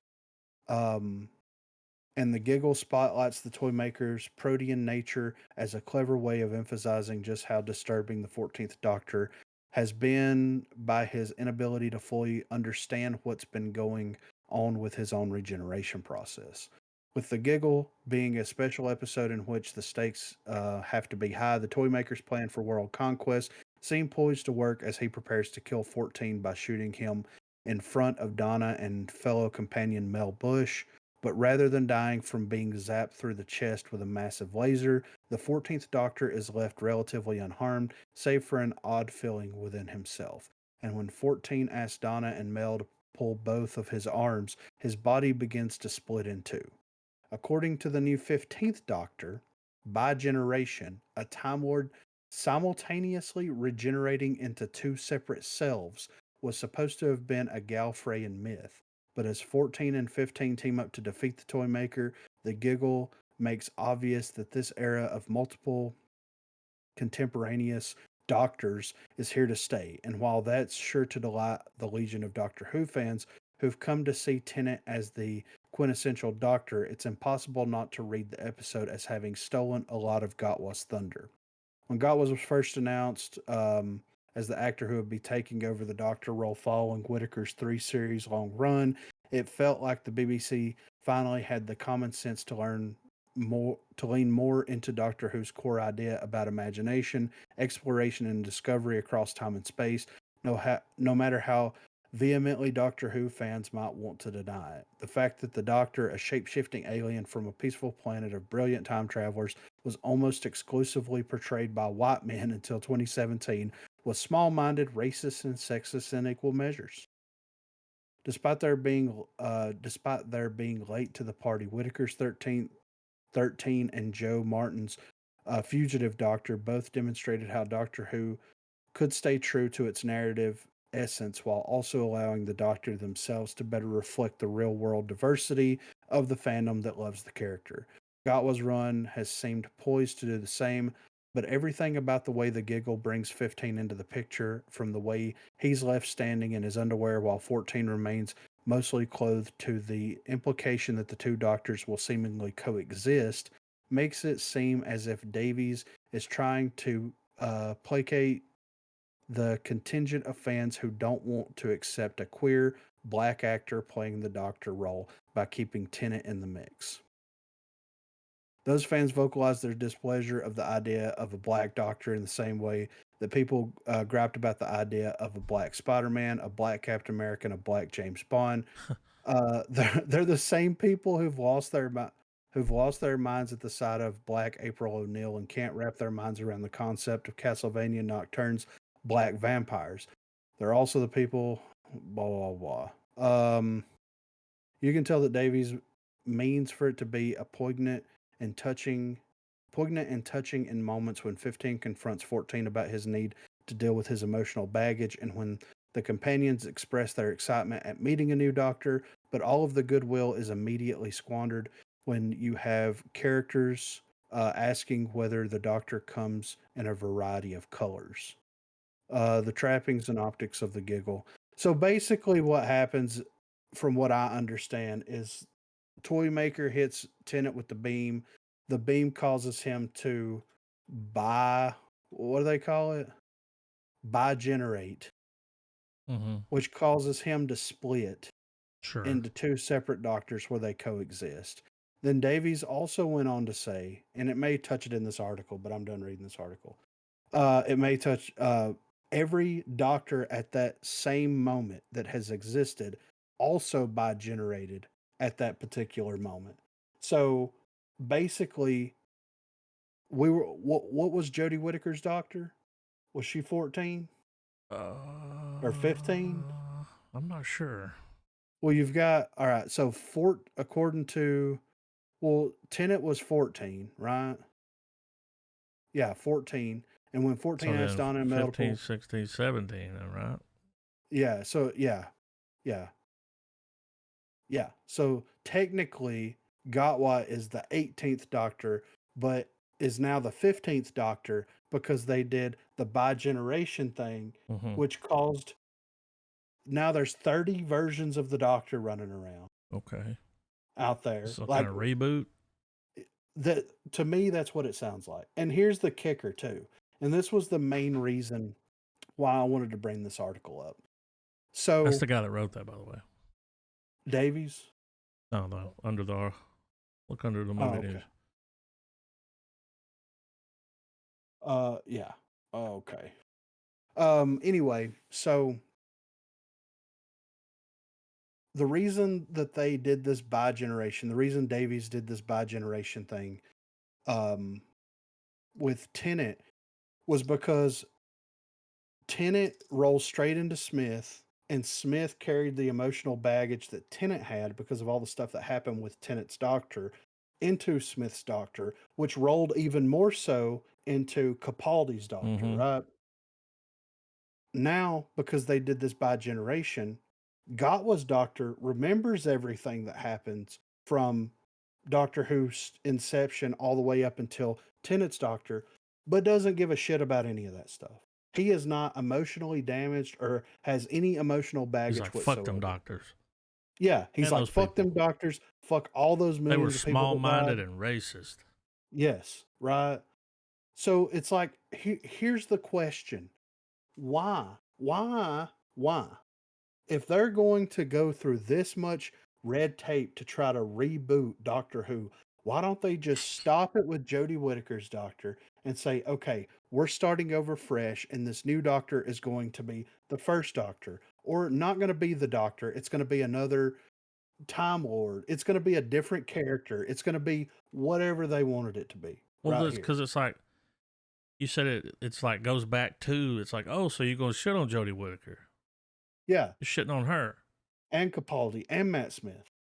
But none of these people gave a fuck about this show until Matt Smith was on it. Exactly. That's what changed everything for Doctor Who. But I think that this is Davy's way of giving Matt Smith the middle finger for not returning back to Doctor Who to do the anniversaries. It was for sure meant for him. Yeah. There's no way they were going to bring Tennant back. They had to, and he's a whore. He'll do it, you know. Yeah. Yeah. He's like, I'll do it. I'll do it. Yeah. Like, but I respect Matt Smith. Yeah, exactly. Right. Like he's moved on. I did good. The seasons are there. Go back and watch them. It's great. Yeah. So it's such a weird, like, why are we doing all this red tape? Like, really, why are we doing all this red tape? And then, like, all of these issues, according to the writer of this article. Let's see who wrote this article here. Charles Pullum Moore. I got in the picture right there. Yeah. Here's the thing. Why? I'm just going to throw this out there. The Doctor is an alien, right? Yep. The Doctor doesn't fall into the traditional gender roles that are set by humanity, right? He's God. So why are you taking it upon yourself as writers to apply these human notions onto an alien? Why are you doing that? Like, that was the thing about the Doctor. He could be anybody. Yeah. He could be anything. He could be gay, straight. It doesn't matter. Richard Ayoade to play him. Yeah, like he can.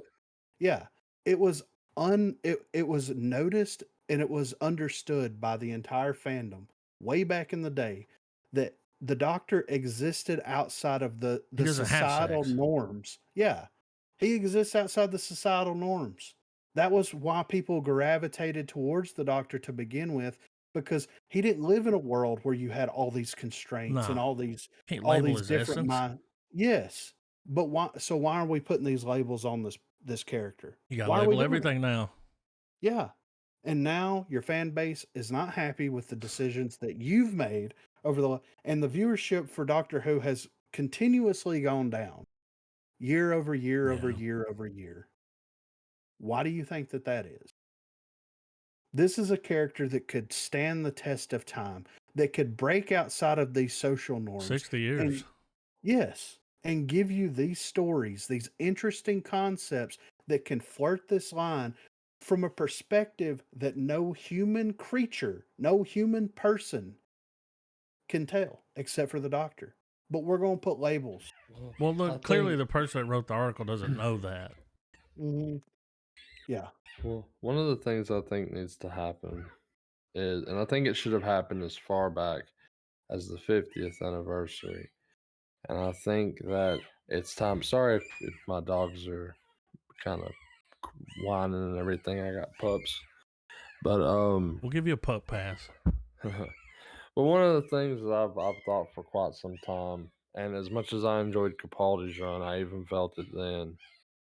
At the end of the big finale, and they, all these seasons from Eccleston up to Smith, that overarching story with the Time War and everything getting wrapped up.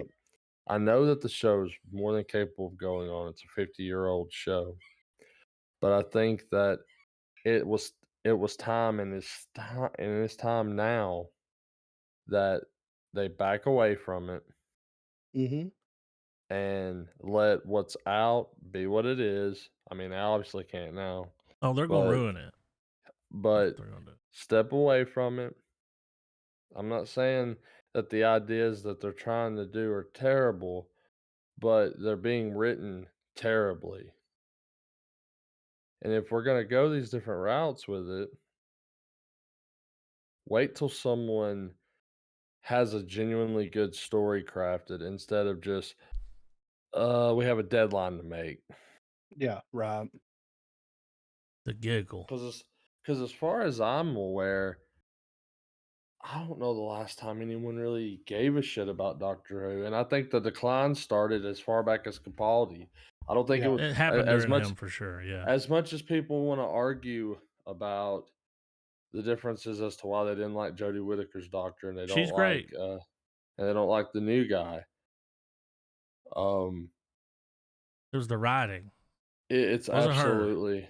absolutely the writing. Wasn't Capaldi. And I loved him, but it was just he didn't even Yeah. get like a great send off. It was like, No, not at all. Not at all. And that's the I like think. Oh, sorry. no. Go ahead, Trav. Go ahead. Well, I man. was gonna say, the whole idea of Jodie Whittaker's Doctor regenerating into Tennant. I was hoping that would be a one-off thing, kind of a thing that kind of nudges back to when Tom Baker's character tells Matt Smith, "Hey, you might revisit the old favorites." yeah. That insinuation that eventually either the Doctor's going to learn how to choose his regenerations, or maybe some of those people that he's like the Well, like Matt cycle Smith, reboots. this should have been him come back, Yeah. not Tennant. Tennant already did it. We're 10 years later. Yeah. Should have been Matt, but he's like, Oh, he saw the script and he probably read it. Yeah. I was like, yeah, I think I'm good on that. I'm working on Game of Thrones, Yeah. I'm busy. Well, the beauty of Matt Smith's Doctor that even Tennant doesn't have is that Moffat spent so much time writing the 11th Doctor stories missing Moffat now, ain't they? that there's I wonder Yeah. I wonder how that is right now. Because here's the thing: as much as people want to blame BBC for these problems, this is all Russell T Davies. Well, people raised decisions. hell to get rid of Moffat. They wanted him gone. Yeah, you got it. But I think I think that the 50th was such a crescendo in the story that like for me, that's It's kind where of the I'm end. kind of Yeah. It has there's such a finality to it. Yeah. But that's the beauty of Doctor Who, And they'll though. never take that away from us. Yeah, and that's of 26 course. seasons. But that's the beauty of Doctor Who is that everybody has their doctor. This guy is clearly going to be someone's doctor, Sure. and that's Yeah. great. That's cool. I'm happy that there's someone that's going to get to have that experience because that's what we all want when someone discovers Doctor Who for the first time. Is, oh, you don't like this guy? Give this other guy a try. Try out Whittaker. And then those pull you in. Yeah. So you watch it all. So for me, Tennant's original run and Matt Smith's run, Yes. like from Eccleston to Tennant, that's the Doctor Who I enjoyed watching. Yeah. The glory days. I'll give Future Who a try, and I'll always give the new Doctors a go because my thing is that usually every Doctor has, whenever we have a fresh regeneration, we have 2 episodes. We have the amnesia episode where they don't know who they are. By the end of the episode, we get that I'm the Doctor. The Christmas one. Yeah, well, that too. But then immediately following that episode, it's time to retrieve the TARDIS episode. You get the TARDIS, you get the new console reveal. Trav, did you see a sonic screwdriver? Yeah, it looks the fidget really spinner? weird. Yeah, it looks really weird. Like, don't get me wrong. That's not a sonic screwdriver, dude. That's like a little key fob. Well, I mean, what the fuck is that? What's a Gallifreyan maxi? It's a computer. Dude. It's like it's one of those things you hit buttons on it and it says dirty words. I do. I mean, it's a yak back. Yeah. Yak back. Whoa. But the Time Lord accents on it, the Gallifreyan stuff, that looks cool. but it doesn't look like a sonic screwdriver. But No. who No, cares? I hate that I they mean, changed the way it looks. That's Yeah. I mean, it's Well, always had that look, man. It's a sonic screwdriver. yeah. well, I think we also all know too that like whenever you think of sonic screwdriver, I always think of tens, Yeah. but that's just 10 and 11s. 11s was fucking crazy looking, Yeah. but but I'm gonna give this guy's proper episodes a go. I gave Jodie Whittaker's the chance. Um, because just because I don't like one doctor, there'll Sure, eventually be another one. Mm-hmm. So we'll come out of this Well, rut. yeah, and I mean, and at the end of the day, do I think that this dude is going to be a bad doctor? I have no clue. I didn't watch the 60th anniversary. He may be an incredible doctor. Like the points that you have to hit as the doctor are not very high, right? To enjoy the performance, right? Whimsical, fast talking all over the Yeah, place, solution to everything. It boils my fucking blood though this when article. you're well, just whenever you have something there that is beyond everything that everybody in this world is fighting for or against. It is beyond that. But you want to bring it into it. You want to bring it into this world. You want to assign it a label. You want to assign it a gender. You want to assign it a bias. And then no, dude, it's supposed to exist outside of all that. That's what makes Doctor Who great. Well, I don't know where this guy lives, but he was like the same way people griped about a Black Spider-Man. What? Yeah, right. last time I Childish checked Gambino, the baby. Everybody wanted it. Black last James time I Yeah. Bond, checked the Idris Elba. Everybody wanted it. What's Yeah. this dude talking about? how much money? We have a Black Captain America. Well, yeah, and as far as Black Spider-Man, like, didn't the Spider-Verse films, isn't it right now probably the most They're lucrative box office Marvel smashes series for going Sony, on dude. right now? Yeah. Yeah, one What and is this two dude have talking about? completely, one and two is completely crushed at the theaters. Clearly didn't Yeah. watch any of it. Well, Chip on his shoulder. This is a person that's writing an article trying to pull buzz keywords. You Yeah, know I what I'm mean, saying? Look what you can website it's on. tell that Yeah. it's written at an angle.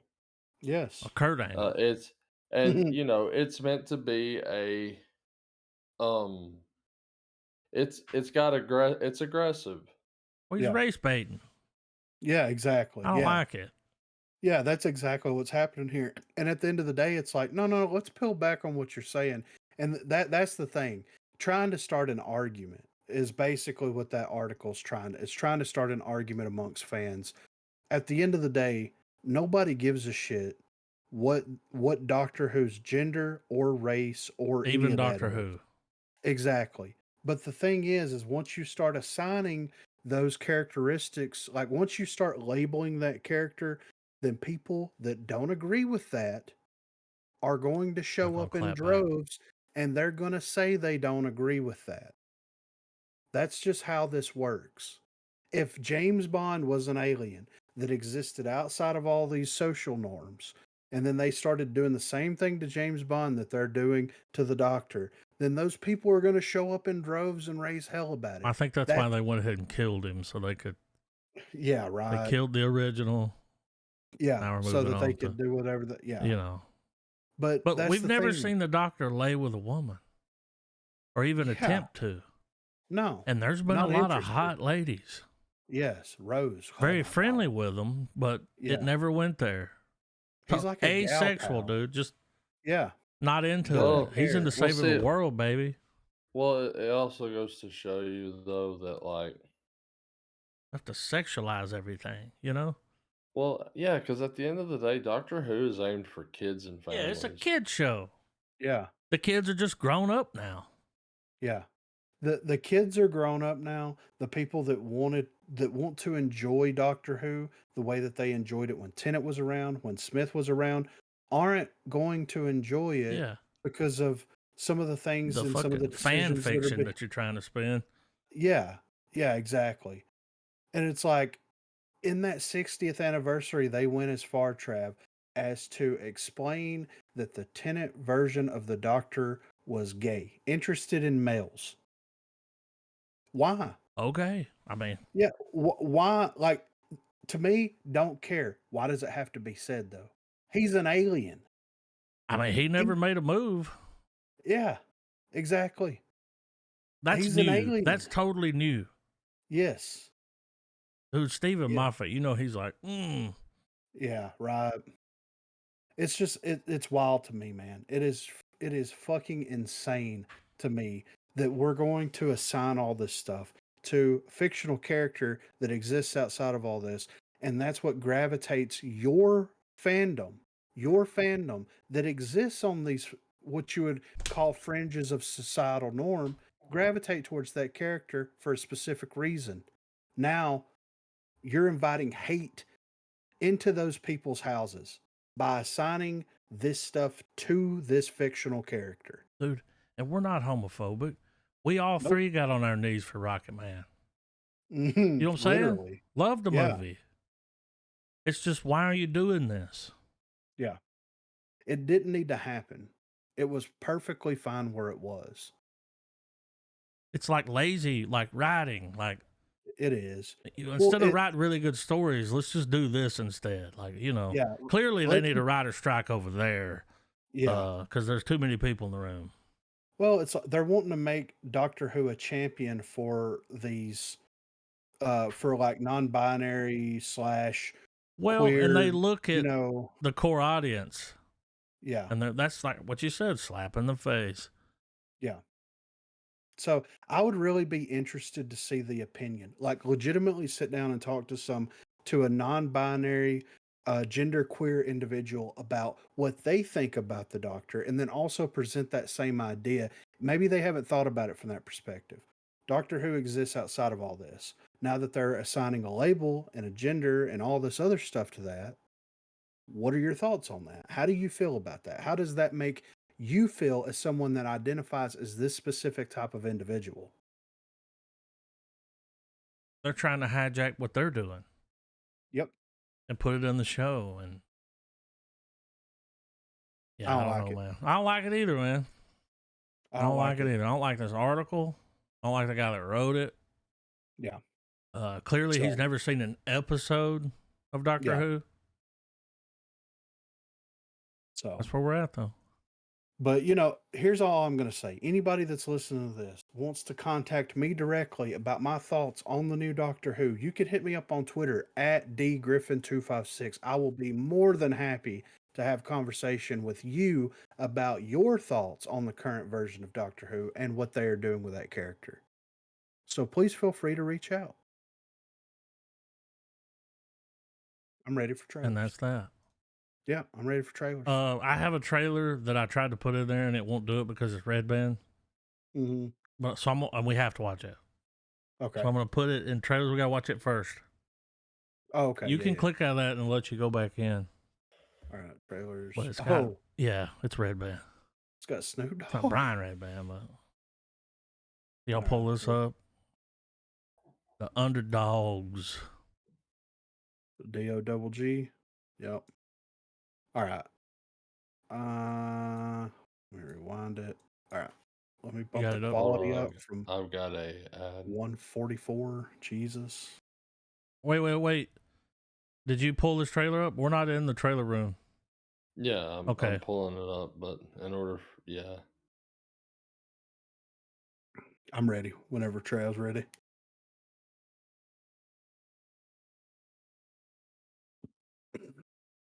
Got Mike Wow, It you was guys a Epps. had. long one.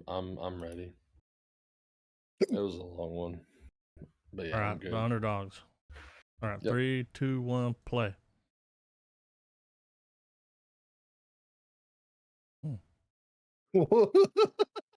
Okay. He coached his son's team. Really? Yeah, he did.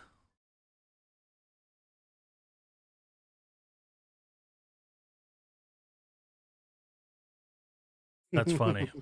Yeah. Oh, fuck.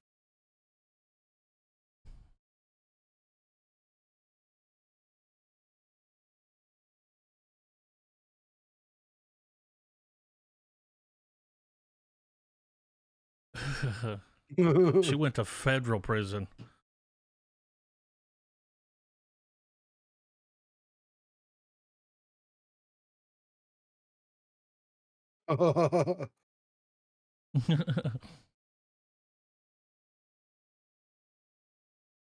Oh shit! It's Day Day.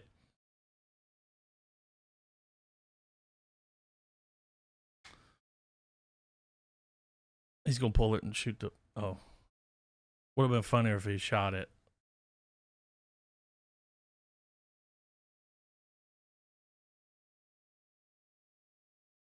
He's going Bad News Bears on him. Yeah. I was thinking Little Giants. Yeah, but a little more rated R. Mature, yeah.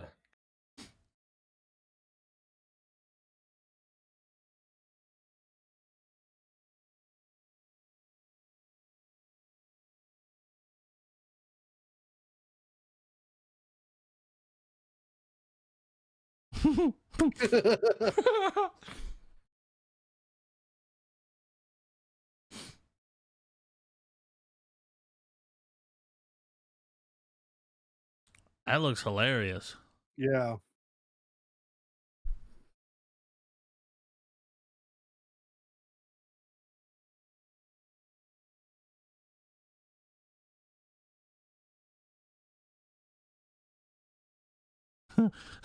I mean, I'm down. that's probably some of the best acting I've ever seen Snoop Dogg do. Yeah. It looks good though.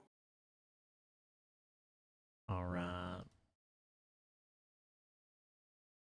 Sure, I got the first one. Masters of the Air. Yeah, I'm ready to roll with you. This is Austin Butler. Oh yeah. Oh, it's got Doctor Who in it. Yeah, it does. Lynn Yeah. is silent. Yeah. Okay. Judy, I'm ready.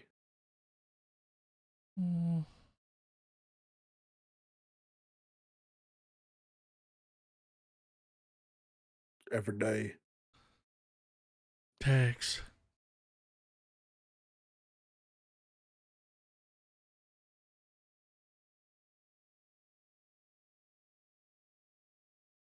This is already available. It's up on Apple.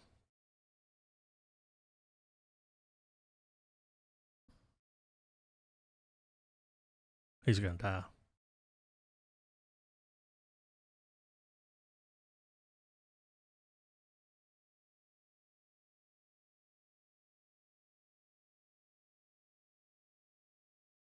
Good old dogfighting movie. We saw a teaser for this.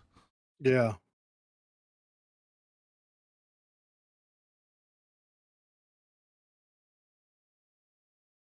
For sure. Bet. Here it comes. Jesus Christ, dude. Yeah, that shit was rough.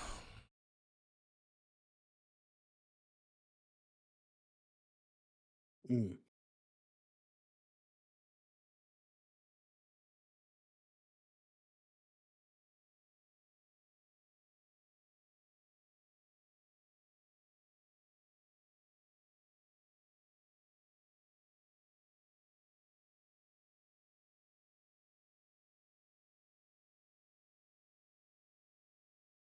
Nine-part series? That's how you do it.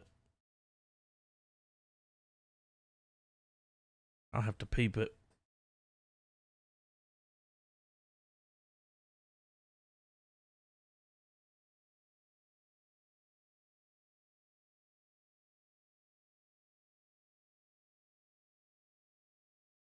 Like quality. Yeah. Apple likes to dump money into their Oh, stuff, they don't do. they? They got it. Yeah. And I if it want fails, to. tax write-off. Yeah. I want to peep that. I got to add, but I want to peep that. It looks good. Mine's a Pringles ad. A Mine too. 9-hour World War II show, I'm down. Yeah. Especially a dog fighting. No. Isn't it- No. You mean a 9-hour panic attack? Yeah. Because it was the 'Cause guys look- that did Band of Brothers and the Mhm. Pacific. So now we're getting Yeah. the air version of it. Yeah. Both Dude, both fantastic series. Yes. all dogfighting movies, aka Panic Attack. Yeah. Anything in the That's all plane. it is. Yeah, dude. If it's in a Dude, submarine those or a things were tank, like super unsafe too. Like yeah. So it looks good though. that's somebody you don't want to fuck with. A Mm-mm, fighter pilot. Because mm-mm. they got balls. Yeah, they've been through some shit. Well, that's why that was the people they strapped in rockets and sent them to the moon, allegedly. Until Stanley Kubrick showed up. Monk No and the ads. Gun. Nah, I'm good. I'm pretty sure this is Monk from Monk. Oh, really? I know. I was like, wait a minute, Yeah. what? There is a Monk movie out though. Oh, Everybody's ad free. yeah. Trav.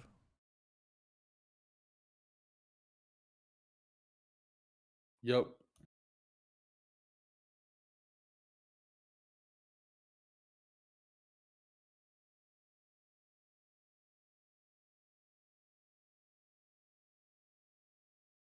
Bet.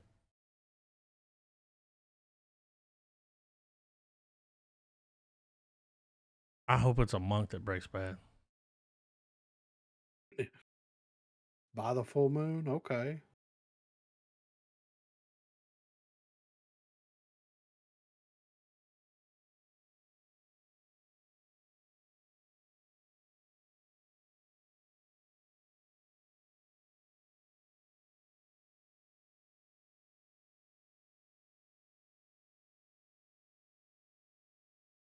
That guy's heavy as fuck, y'all.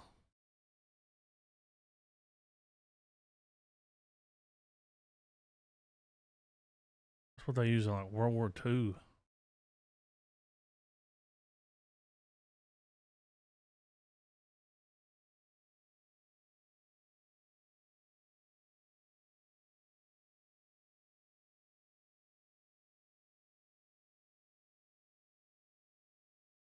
I ain't never seen me a Monk with a gun movie. He's holding that the wrong way. Mm-hmm. There's a strap on there. Put your arm through it and point it up.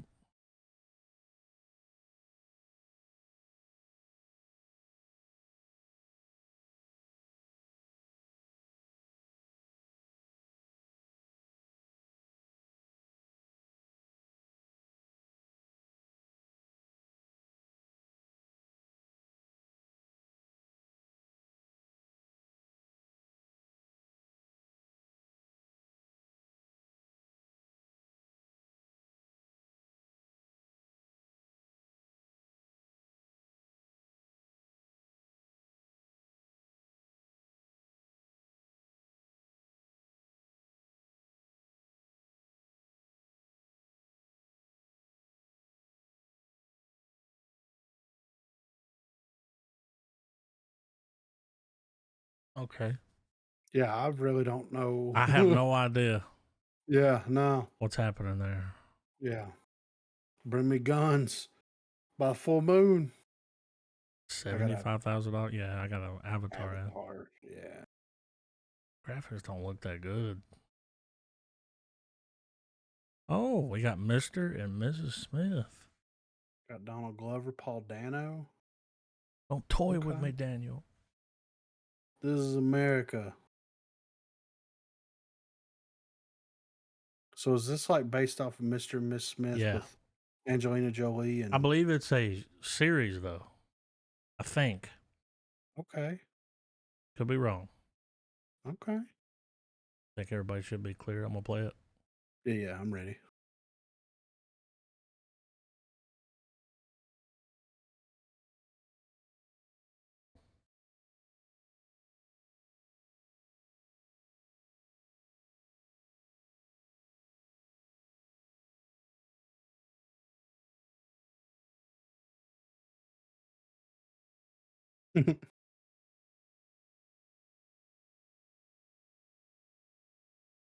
He's lying.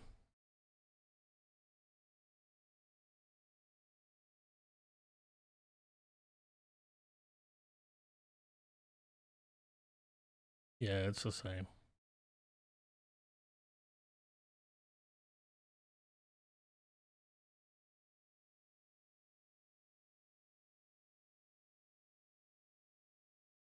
Mm. All I'm saying is if this dude agreed to do this show, it's got to be good Yeah. because he don't have to do shit. No. Neither is Paul Dano.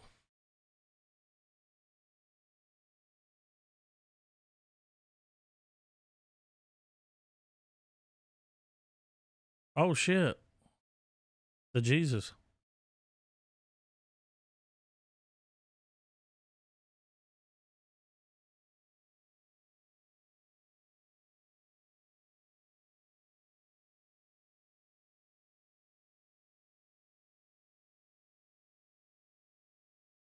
I want to know if that's a yep, new series Okay. on Prime. Prime's killing it. Yeah. That Bezos playing got the Avatar. Yeah, me too. That doesn't look bad though. I always thought Mr. and Miss Smith was an interesting idea. They kind of got goofy with it, you know? Yeah. But that looks a little bit more grounded, a little bit more interesting.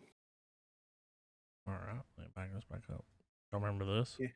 Gambino was a mastermind. Fuck a bitch to pass the time. All right, I'm ready. We saw a teaser for this. The brother's son. It's Or the got son's everything all brother. at once. Yeah. Michelle Yeoh. Yo.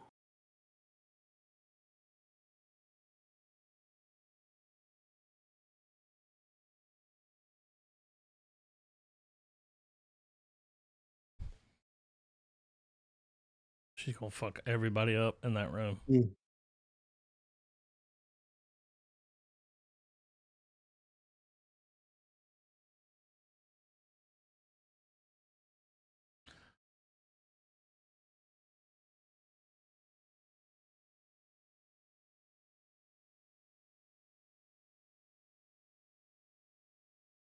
It sounds like an Asian version of that Bang Bang Nancy Sinatra. Mm-hmm. I think it is.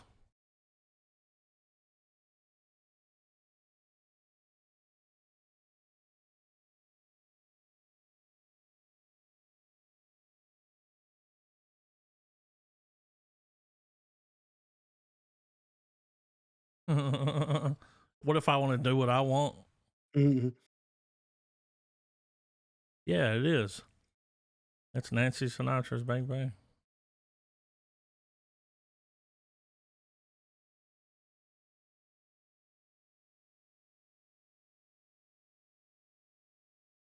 Oh shit. Like, you don't have a Sharpie?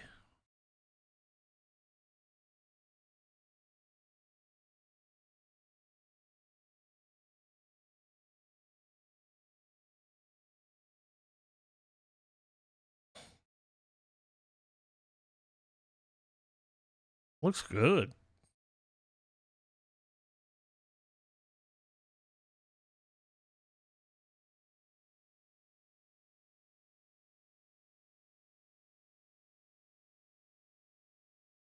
Oh yes. I hope this is a series.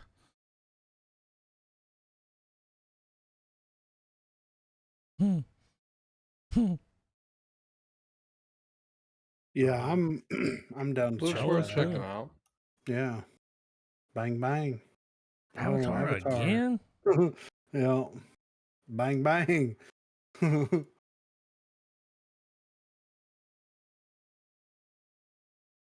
Mm-hmm. We know. You only told me like 89 times. It I is a series Okay. on Netflix. How many episodes? 8. What's that bullshit? Tropic? Are we going tropical on them? Thunder. Oh, putting putting Hmm. Tiger Bomb Juggles nutsack.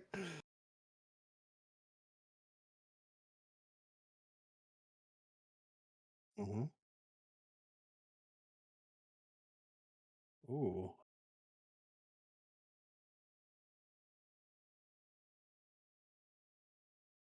Bang, bang.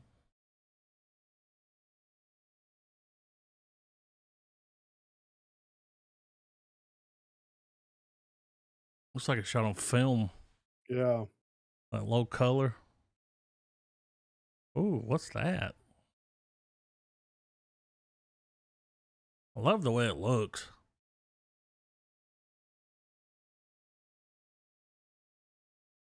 Elephant Man. Oh, Whoa. god damn. He's got a rash.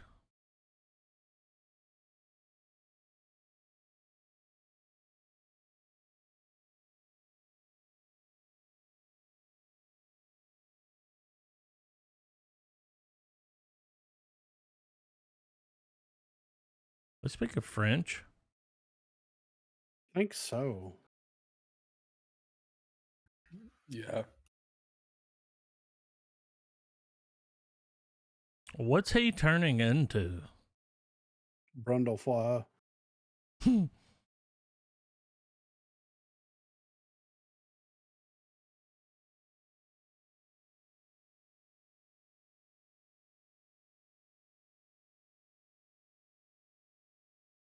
That's how you do a trailer.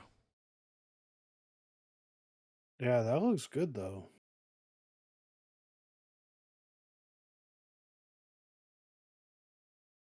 Mm. I only got another. Yeah. I got a different one. I heard me talking about vacation. Yeah, me too. Get tickets now. Dolph. You got a little Dolph Lundgren action happening Dolph here. Lundgren. You want me? He always mumbles.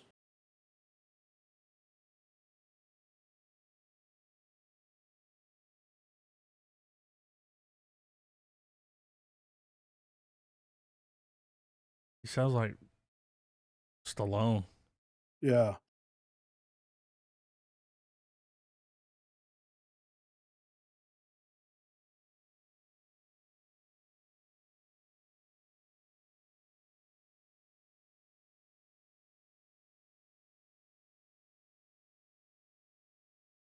Gonna get shot.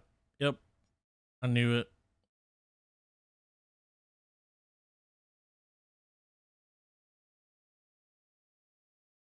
Oh, a Dolph Lundgren film.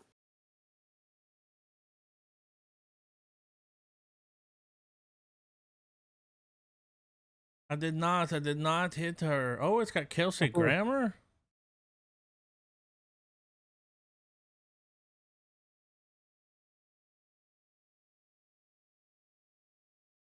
What if he drops a banger of a movie? I mean, he might. It looks good. It don't look like a B movie.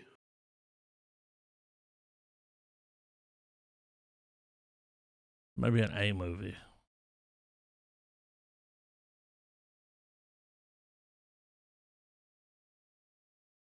It's got Kelsey Grammer in it, dude. That's wild. I hope he's the villain.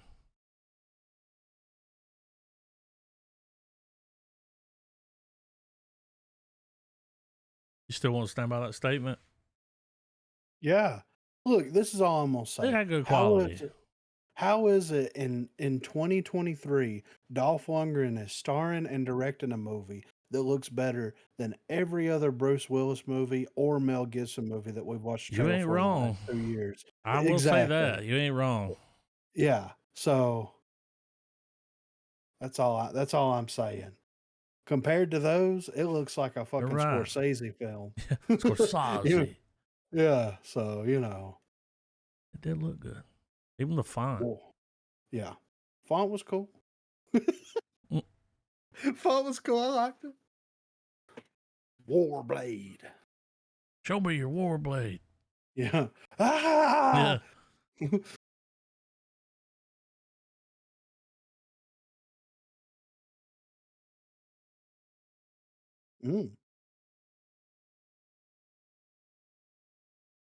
God knows what else.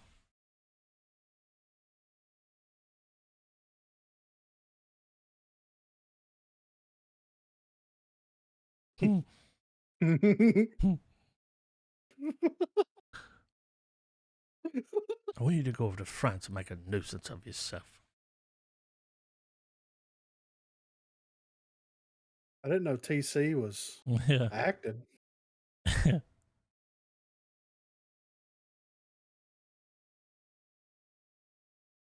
looks like film.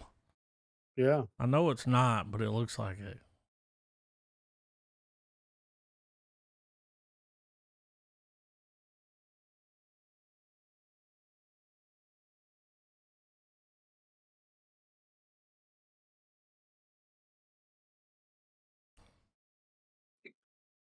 B movie.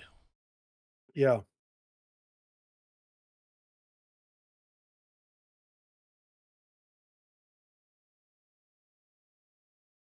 There's never like 2 or 3 people. It's always just a few on screen. Yeah. We're short on people for today, so make a nuisance of yourself.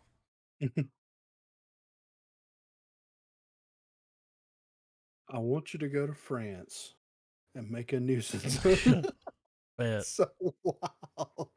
So wild, dude. Is this trailer real? It is. Warner Brothers. I haven't seen this yet. Oh, I haven't either. I can't fucking wait, dude. Oh, and Dennis Villanueva Mm-hmm. said that he is currently writing the script for Dune 3. BT Dub. Yeah. You know, he said originally he wanted to do 2 films to tell the Dune story. Then he came out and said he wanted to do a third one that follows up on what happened after, those later books that came out after Dune. I think it's supposed to be. I think it's supposed to be Dune Messiah that he's adapting. Yeah. So, which I Wasn't mean, there supposed to be like a show or something? Yeah, the Sisters of something. The Traveling Yayas or something like that. Yeah. No, that's the Traveling Sisterhood. Pants. Yeah. All right. I'm ready. Oh. Mm-hmm.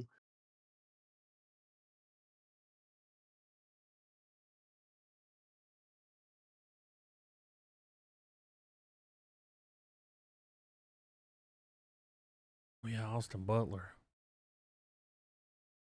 Got Florence Pugh in it too.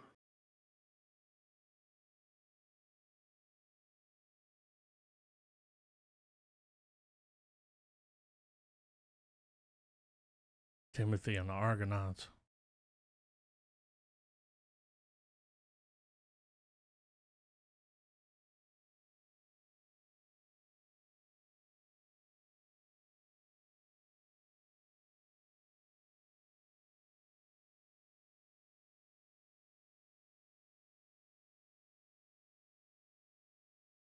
Oh, wow. Oh, Assassins. Okay. Okay.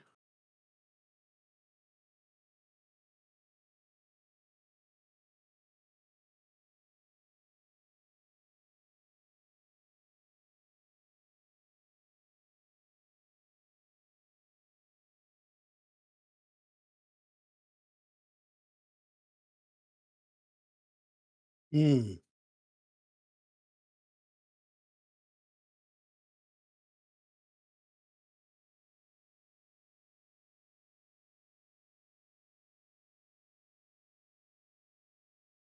Man, the color. That was Florence Pugh.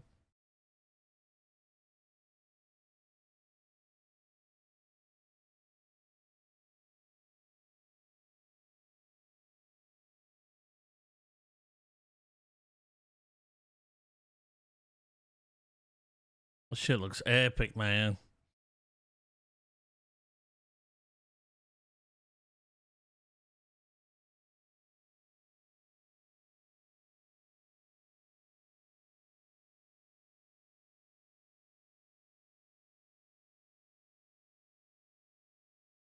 Those little ships look like the thing from Ant-Man and Wasp. Mm-hmm. I just fucking mouth breathed for 2.5 minutes. That shit looked Yeah. great. I think I'm gonna go to the theaters and watch that. It's Yeah. definitely theater worthy. Yeah. Yeah, that gets a big screen ticket. Yeah.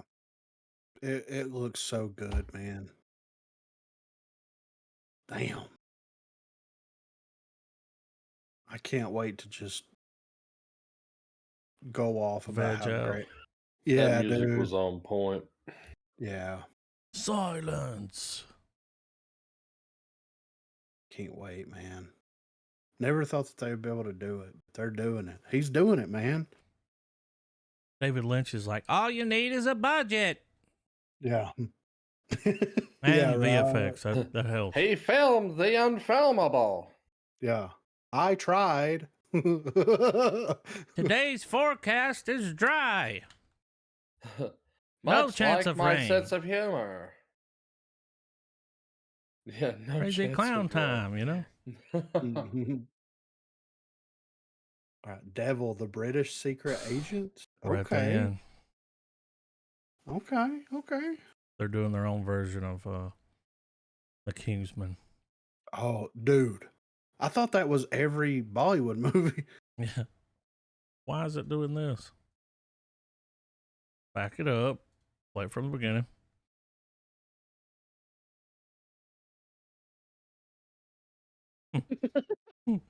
Connect me to Agent Devil, please.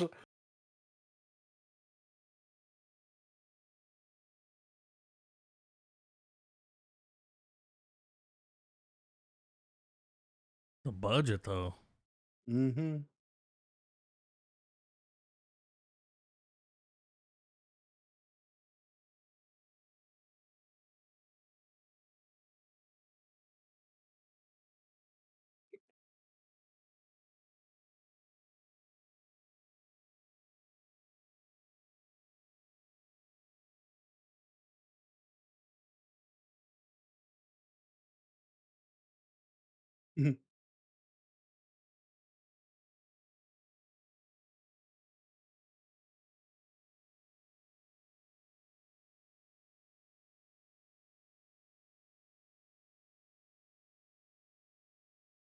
Hell yeah, dude.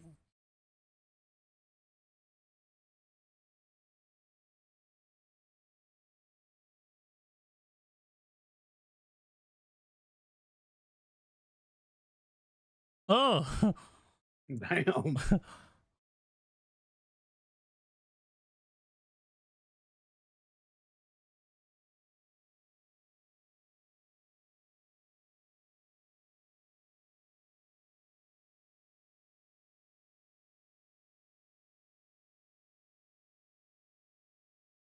My hero.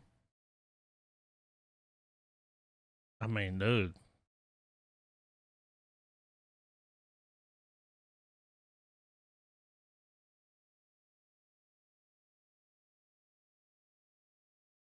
What the fuck?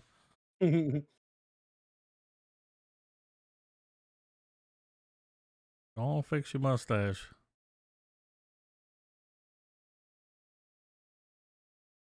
It looks good. Yeah, it does, doesn't it? It looks really good, yeah. It's like triple R good. Devil, the British secret agent. It looks great. So the Brits hire him while they're over there. They're like, Yeah. I need you. Honorary Operation Tiger Brit. Shark. Yeah. Need our inside man. let me go back. Movie list. Dumb Money. Dumb Money, yeah. I'm excited. Paul Dano. I mean, what's better than Paul Dano?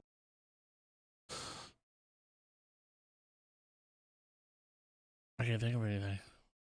Yeah. I don't know. I mean, Swiss Army clearly a Man. milkshake.